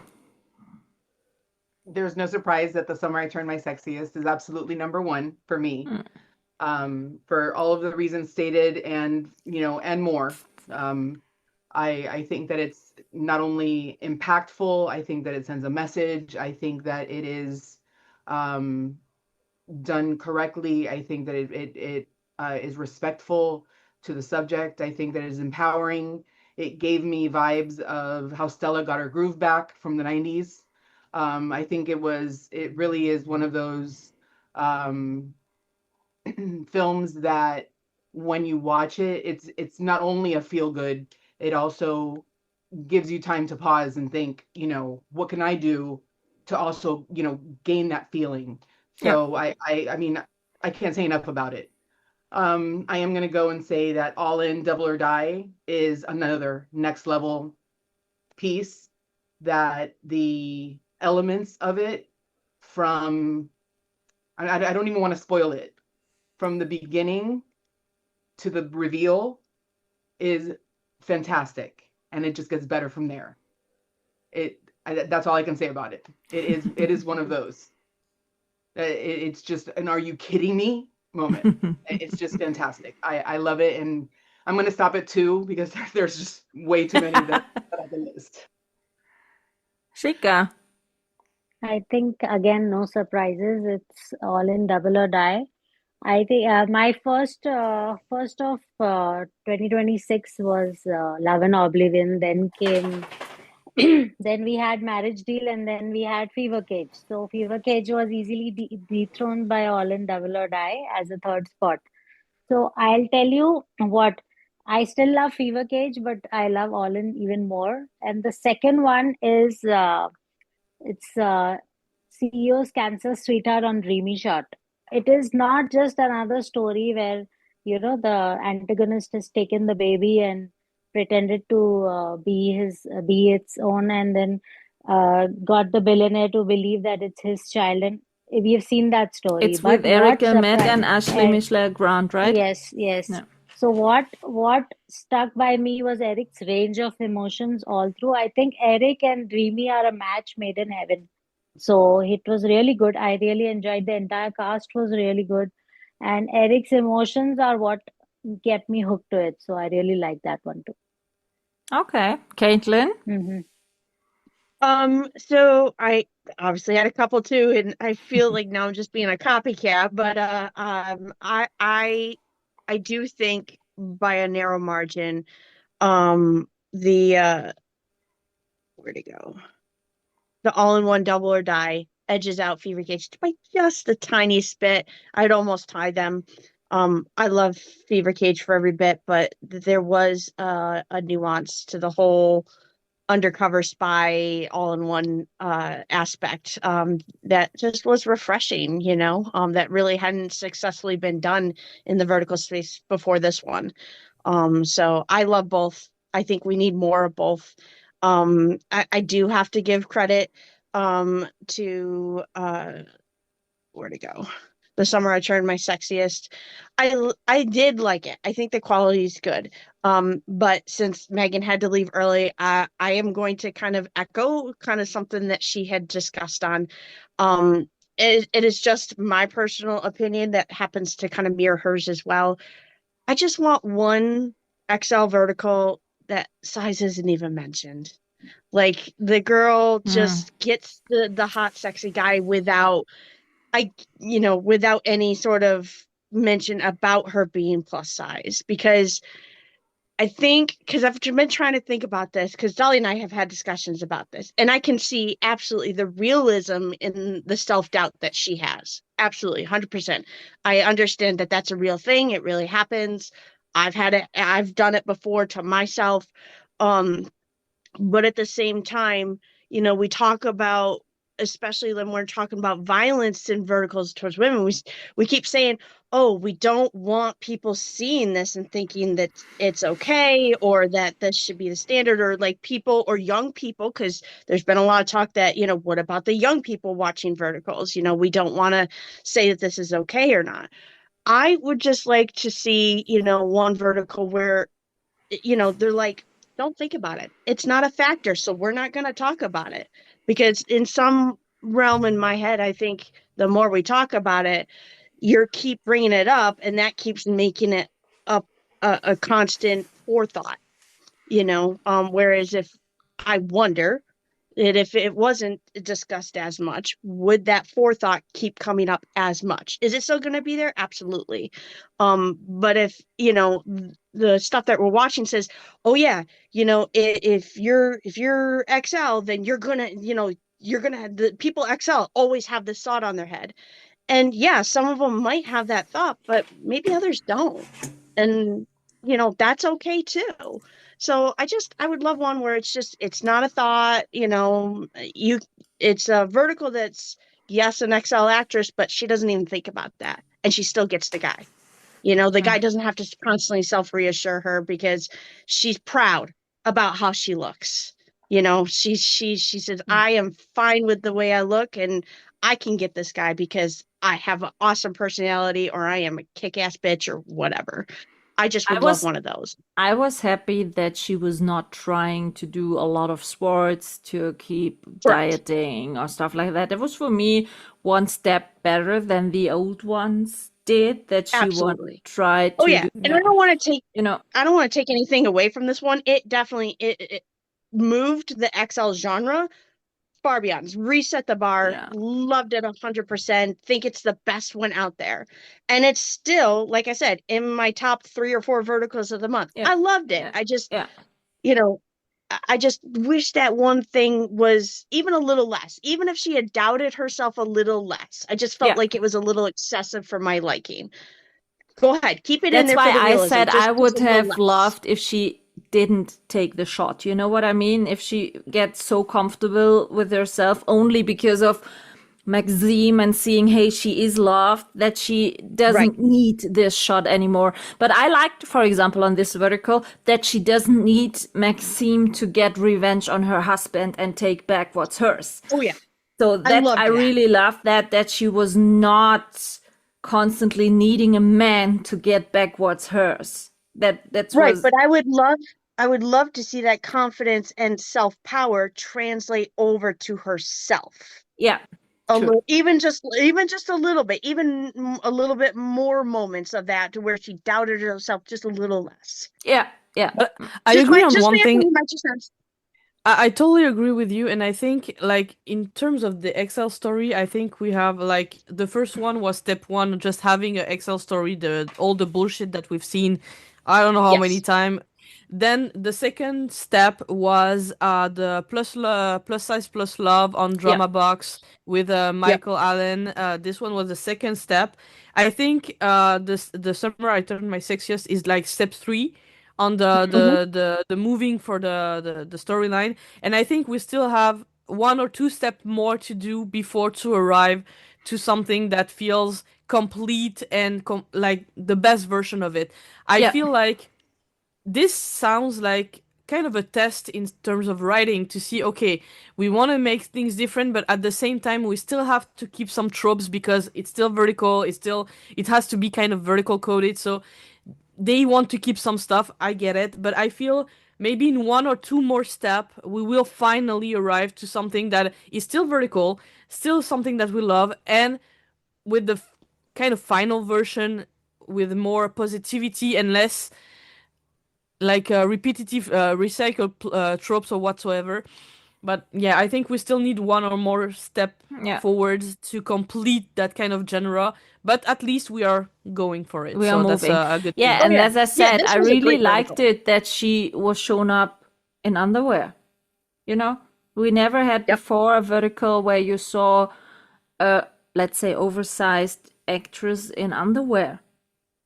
And kind of intimacy scenes. You never saw that in all the verticals with this theme. So as you said, Aline, I think we are moving more and more forward. And I'm sure when they are seeing now this vertical hits, and I'm sure it hits because everyone is speaking about it. I think we are getting more of this XL stories like that. So hopefully we can move a bit more forward. Yeah, because we've seen that body with the very first. It really is what it's going to be. It's Dove did a commercial, obviously a couple of years ago, that it was all about including everybody. It was about body positivity, and they had not only XL in underwear, they had really thin in underwear, and it was it ran the gamut of everybody is included. Everybody's skin is worth Dove. Yeah. And I think that what this does is it goes towards that inclusivity of all skin is in. You know what I mean? Yeah. I think really what this does is it increases the body positivity all Yeah. around.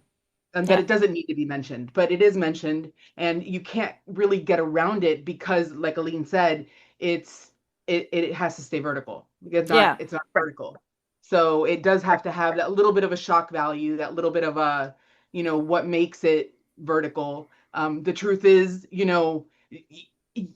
there's certain story tropes that aren't going to happen if, she's looks like Mariah Moss. That's calling a spade a spade. It just kind of is what it is. So you have to play around those constraints and make it as good as you can. And I think that they've done that. You can see also like from the writer, like most of the time we don't know who write the vertical. That's a big problem because when there's a vertical, I love how it's written. I like to know who write it because maybe if they write another one, I might like the other one. Like the same with the director. We know exactly who in wrote this it. case, yeah, it's Isabelle Dréon. I don't know if it's pronounced like this, but she's originally from Montreal, actually. And I really like I watch a few that she, not all of them, but I watch a few that she wrote, and there's always something a little bit different. And for one was a mafia one that she write with with Ryan Larson. Yeah, the on mafia's blind, right? Yes. Savior or this something one, like that. Yeah. Yeah. The thing is, everyone knows I'm not a mafia lover. It's not my favorite kind of vertical, but still I like this one. And I liked it because, first of all, the writing was good. The director was Steph Tablizzo, that is amazing, and I really love everything that she does. And when she paired with Ryan Larson, working with the entire stuff was great. But because I knew that she wrote this one, I was like, okay, maybe I would. Well, Dalia would have made me watch it anyway the summer I turned my 6 years. But let's imagine Dalia was not there. Okay, just imagine for a second. Dalia is not here. I see a plus size story. I would probably avoid it because I've seen too many that were hurtful. But because I saw that it was written by Isabel, I'm like, okay, in this case, I might give it a shot because I trust her to do a story better than someone else. So I think that's also why I really, really want credit when on vertical, because we know that the same storyline written by two different people will turn out completely differently. And I trust some writer. There's some writer I totally don't trust because I know that it's shit what they're doing. Sorry, but that's the truth. And sometimes I know when I love it. So I really want to know more about who's writing what, because at least, again, maybe I would have turned out this one if I didn't know that Isabel wrote it, or if Dalia didn't mention, hey, you really should watch it. Maybe I would have, if it was, I was not on social media and just casually watching verticals, I would have passed this one. And it's really a shame. So we need more credit to be able to choose what we do and maybe avoid missing out on very good one. Yeah, true. I have a question. We haven't talked about it, but I think it's because I really did have one. Does one of you has really crap one this month? I have three. Oh, no, because okay, I had one which I turned off. I say the title shortly. It was Daddy Don't Let Us Down on iDrama. It was a new one with Mark Pontarelli. It was full of the classic trope. I turned it off. It was kids and he was not believing, and so that was because I hated Mark in this type of character. It was I turned in and I thought, oh yeah, new one with Mark Pontarelli. I will watch it, but I watched I think 8 or 9 episodes, and I thought, oh no, come on, no, I'm not watching this one with she has triplets. He's not believing that. No, simply no. So that was, but that was one I shortly turned off. So I don't know if it was in full a really crap one, but it annoyed me to watch, just to say in that way. So, but a really, really crap one where I thought, no fucking way, I didn't have this month. But I have one, but it's my fault. And I fully accept that I'm guilty on this one. I knew that I will not like it, but I watch it anyway, so I'm the one to blame. But basically, it's really like a rage binge on this one. Is Daddy's birthday became daughter's funeral. Just by the title, you know that it's gonna be It was terrible. the one with Mariah Moss, was it? Yes, Mariah that's the Travis. reason why. And That's the Travis. reason why I watch. Yeah, I Because, watched like, it. I loved Mariah, and she's the only actress I watched every single one vertical that she ever did. So I wanted to continue watching everything. I did skip a lot of part, like I'm like because anyway, this is a story I've known. I've seen so many of those in the past. So I know the story. I know how it starts, how it ends. No surprise at all. It's just because it's Mariah, I give it a shot, but of course I didn't like it. So again, this is my fault. I'm to blame on this one. You should have known better, you want to say. Yeah, but again, it's just because I watch everything. Like I kind of have a streak where I watch everything that she has done, and I didn't want it to break it somehow. So I just I will give it a shot. But anyway, I have a second one. It's not a crop or a shit, whatever. It's more like a confusing one. I was like, what did I just watch? And I still don't understand fully the story. It's Wild Silence. It's to me it's like a big interrogation. Like, what was that? Did you It's watch it till the end? Yeah, but again today, like I still don't fully understand everything that happened. Why it was like this.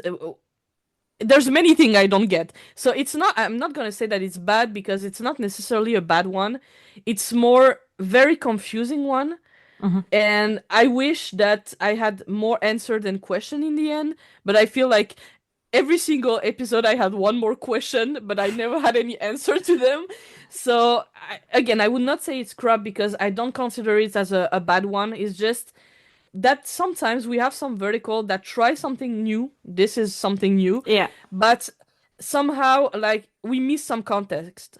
Like, why, like, when it start, who is this guy? What is he doing there? Why does he save her? Like, there's too many things happening too fast without any context, without any backstories. And maybe that's why they keep using always the same storyline, because at least we don't have to ask any question about what's going on, because we know from other vertical what's the story behind it. In this case, because it was all new, it was just super confusing. So it's more like, please explain, because I still don't fully get it. Okay. Dahlia, did you have a crap I of the did. month? I did, and I'll tell you, I say this with a very heavy heart because I really like Carolina Rezende, Lala Costa, and Natalie Collins. I really love them as actresses. I really do, but how anyone would sign up for this banquet humiliation is beyond me. I mean, if it was that they really needed to work, I wish I could afford their salaries for this movie, because the Cowgirl Rules Now has to have been the worst when it comes to banquet humiliation that I have ever seen. Where was it? Which platform was it? iDrama. And okay. it was A lot of just, shit on iDrama. Actually, There was this month. Yeah. it's a young girl who really gets the shit beat out of her from her dad, and gets tried to put into this arranged marriage, and she runs away. And the mom, in trying to protect her, helps her run away, and she comes back very successful. Fulop Boulevari is the husband, who's also very successful. And of course, the big corporation has moved into the town, and she comes in as the CEO, but no one recognizes her as the CEO. Okay. And she still comes in and gets the shit beat out of her because she is the coming back daughter.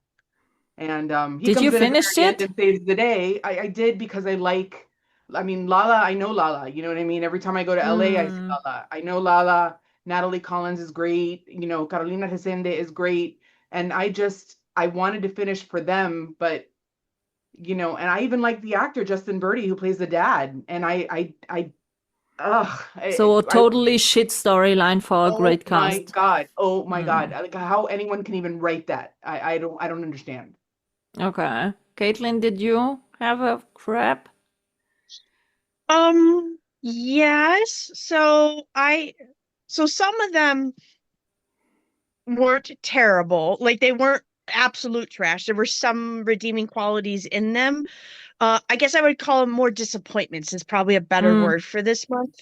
And I'll just get the first one over with because I don't obviously want to talk about it too much. But Griffin's new one with Casey. Usually they have fantastic chemistry. Sheikah's totally on your side.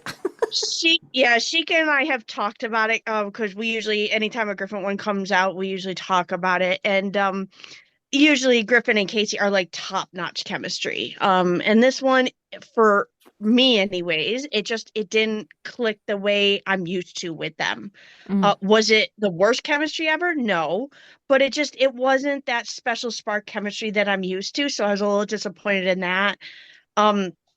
Again, as I say before, didn't care for Griffin's accent in either of these films. Actually laughed at it quite a bit. Still happy he broke out into mafia roles. Absolutely love that for him. I want him to do more. I want him to see, because here's the thing. These are his first two, so I don't think he's really found that mafia inner voice character yet. So the only way he's going to find that is if he does more. So I want him to do more. I want him to be able to break out away from the werewolf roles and the CEO roles that he's used to playing. I love when actors and actresses break out of their typecasting, and I want Griffin to do that. So even though I was a little disappointed in his most recent two releases, I still want him to try again. I want him to keep going for the mafia roles. I want to see more. But one I really want to talk about, and I did a mini review on it just to test out my process for doing mini reviews that I'm going to try and start doing. Richard Chihara's My Hidden Mafia Dad Ends It All. Loved Richard in it. Sean was in it as his right-hand man. Loved Sean in it. But if it wasn't for those two, I would not have probably finished it because So in my quick review, one of the things I focused on is I have never seen a vertical contain so many swear cuss words ever. So it was so noticeable and it bothered me so much that when I do my second walkthrough, because every vertical I do a review on, I watch at least twice. I watch one to get the rating and the overall feel of it, and just enjoy it. And then the second time I go through, that's when I pick up specific details or I'll write down notes on words that describe characters or acting or whatever. On this one, my second time through, I said, you know what? I'm going to pick just one of those cuss words and I'm just going to do a tally, right? So the word I focused on was the F-bomb. So anything mother effer, effing, all that sort of stuff. So just that one form of swear word. In the 60 episode vertical, that one form of swear word was said 173 times. 119 of those times. 119 of those times was before episode 27, so not even halfway through. By episode 3, it was said 29 times by episode 3. In one episode? No, for the first 3 episodes, 29 times. Still a lot. First 20, yep. So that, 10 per episode, and the episodes are only like, what, a minute long, So, yeah, like I said, so, 173 in just the 160, 60 episode vertical. And that was just one of the cuss word type things, there was many more. And I talked about it a little bit in my review is, to me, that detracts from the story. I consider it lazy script writing. I was talking to Dahlia a little bit about it because while I'm watching this and writing down and having this thought that how shitty of a script writing it is and how lazy it is, I am reminded of the episode. So there was a movie Robin Williams did called Dead Poets Society. And there is one scene where he is having the students, describe something, close his eyes and describe something. And the student says, this is, I forget the exact wording, but this is, very tiring or something like that. And he's like, very is a lazy word. Use something, use, exasperated, that sort of thing. And that is something in my head that I would hope screenwriters can keep in their head when they're writing. Now, I don't expect, Shakespearean sort of like, metaphors and, all that sort of stuff. But at the same time, using the F-bomb as a filler when you could have easily used just a different word to express the keep a same thesaurus emotion. next to you. I mean, it's not that Well, difficult. Open up thesaurus.com. You know what I mean? and I do that for my reviews, and that's one of the reasons why I don't put out a whole lot of reviews, is because it takes me so long, because I'm very intentional about the words that I use in my review. I try very hard not to get lazy and write, this was a very good vertical, This or was this was awesome. super, awesome or exciting, because anybody can say that. And it doesn't really capture the emotion. And that's the thing, is with the right word, you can capture more emotion than with a lazy word. And here, it just, not only was it lazy and you weren't capturing emotions, but because those F-bombs were so frequent, it actually was detracting from the story and very distracting. Like I said, it was noticeably bothersome, to where I felt the need to start doing, like, gosh, this seems like a lot. I wonder how many there are. Like, I shouldn't have that thought. It was the same with my word on Real Short with Otto Noel and Ben Armstrong. I Armstrong. counting all the F word. There were 3 by episode, more or less. It was the same as you. Like, usually I don't even like pay attention to that much, but when it's repetitive all the time, like it gets you out of the story. And fun fact, when I write, I have those books. I don't know if it's like different. So, because first, remember, I'm not an English native speaker, so for me, I need to improve my vocabulary because I miss a lot of stuff. So I have those books helping me, trying to, like, when I want to say something and I feel like I'm always using the same stuff, I open one of those. I also have like another one there. This has helped me writing to make sure that I'm not always using the same kind of stuff, because I agree, when you hear the same word all the time, first of all, it lose like the meaning Value. of it. Like, Mhm. it doesn't mean anything Yes. anymore. Like, if you always say fuck, it doesn't mean anything at the end. It's just like a word like this. Aline. I changed from shit. Sorry. Unless it's shit. Unless it's shit, because Aline is, all about the word shit. Yeah, but Shit was the second most spoken word in that vertical. I should swear have I didn't write it. I just swear for I'm not. you. I swear I didn't write anything of this. It's not me. But Well, you know what? No, That's I where I would noticed. That's where I that noticed just that for my drama you. was different. My drama, you wouldn't say, "Oh, you look beautiful." They would say, "You look stunning." Mhm. And that's where, in watching how they would react to a woman coming downstairs in a dress in Ukraine, they use the word stunning. And the difference in watching all of the verticals that I would watch in all the other apps, and then watch it on my drama and hear them to use the word stunning, it was such an impact. Yes. Yeah. Because first they would use, obviously it was a language difference, because there's an accent, and to use the word stunning as opposed to beautiful or gorgeous, it was so different. It was such a different word for me. Obviously now I've seen, many dramas on my drama, but still I love the word stunning, because I think Yeah, it's just, or it's they so are saying impactful. breathtaking. You are breathtaking. Yes. Yeah, true. Shika, you said you had three crabs? What? I would say that if I talk now, it'll seem that I'm drawing beef with Megan, but I have to say this for the betterment of the two people I love the most on Verticals, Griffin and Ryan Vincent. I feel the talents have been wasted of late. Griffin has not got a mafia role, even though he deserved it much earlier. So now the one that he did traded to the Shadow Hair, it was not. He was not bad in it. And see, I don't know about the New York accent or the Brooklyn or New Jersey accent. It was people who were telling me in my DMs. One of them was Caitlin, but I have received so many DMs that his accent was way off. So for me, it was something new. I thought maybe he's brought some style to it. So I didn't mind that. But the vertical itself, it felt like it's going nowhere. His chemistry with Casey was totally missing. Yeah. And I don't know what, it was aimless, basically. I'll just use that word. It was aimless. As opposed to that, the one with Christine K. Larson, Too Late to Love Me, Mafia King, that was much better in terms of he was unhinged in that. A few Yep. weeks back, we did. Spoke about Your Love Arrived Too Late. That Travis's act in the second half as a manic lover was very good. I mean, the vertical was crap.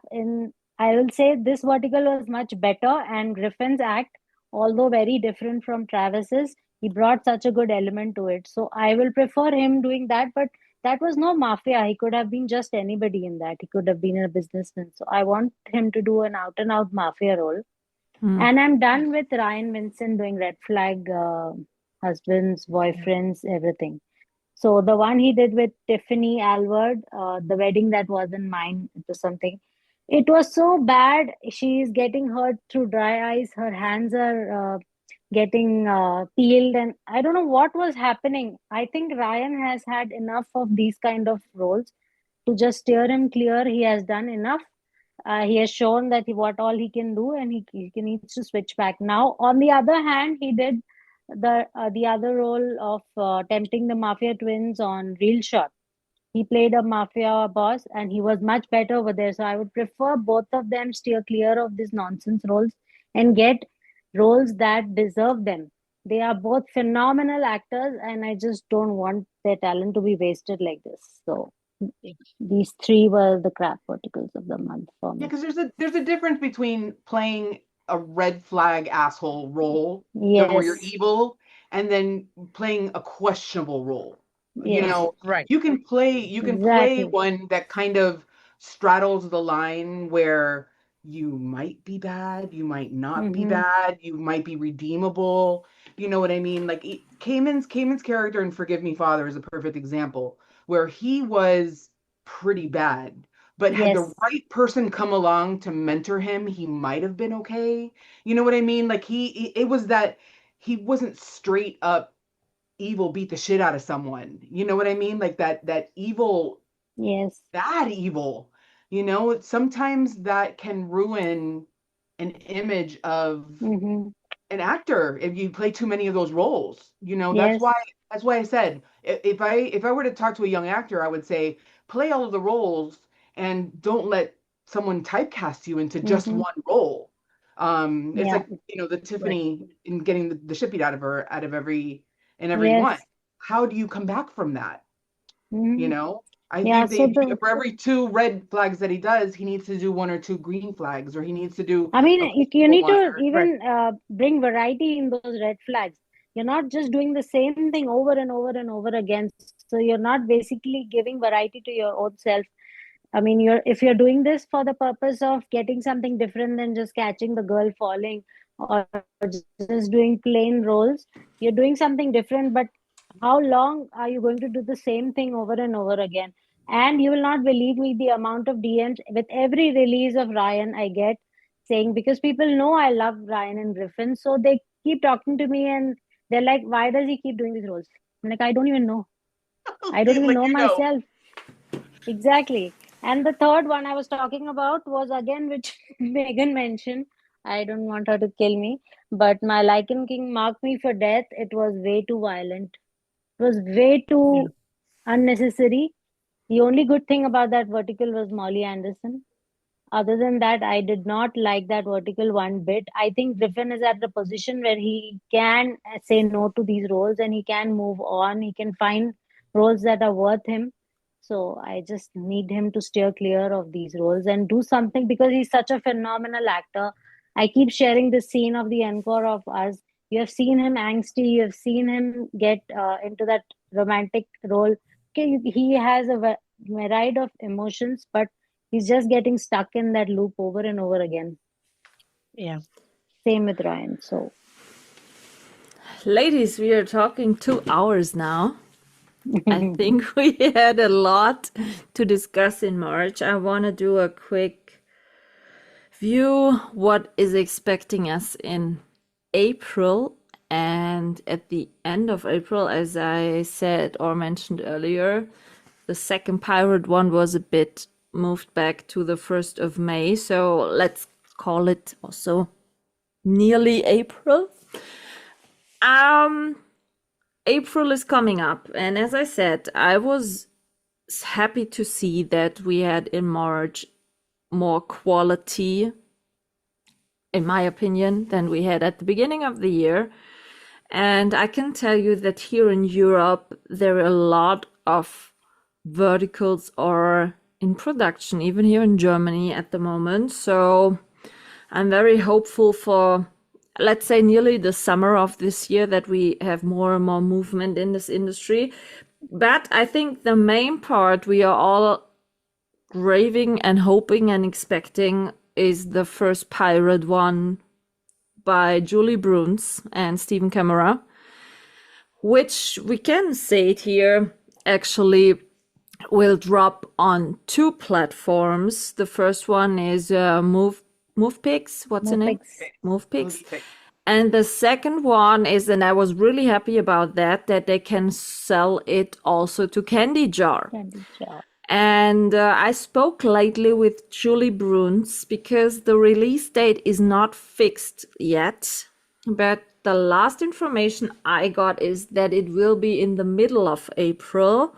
So in my opinion, it's not so bad that the other pirate one, The Kiss of the Pirate King, was a bit moved back to the beginning of the May, so that we have, let's say, round about 2 weeks apart, 2 pirate ones coming up in the next month. And I know that we are all waiting for these ones, and I'm sure it will be a big theme in the next monthly recap, what we thought about. But my question for the end is, did you see something in the coming soon, or did you see something in Instagram or where else, trailers, BTS from shootings or stuff like that of verticals you are really curious about to watch in April? But April is Chira TV started. So for me, this is something that I'm really excited about. Is there a correct release date already set? I'm not sure. I They don't said remember April if there's 27th, I think. Yeah, I know that there's It's my something. husband's birthday, so I remember.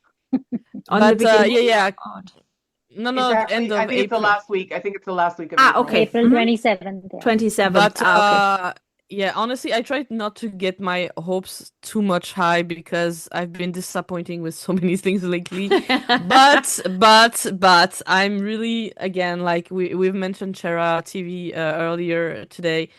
I'm really hopeful for this one, and I trust Kylie on her vision for this space and for this vertical. So this one is with the pirate one is those 2 main stuff that I'm waiting for this They month. already had great billboards in LA for Terra TV. Honestly, the communication around Chera is They're doing really a really well great done. job. Yeah. And I think they did a great job for it, that they were not pushing the releasing of this app, that they were working round about nearly 1 year now on it. Yeah.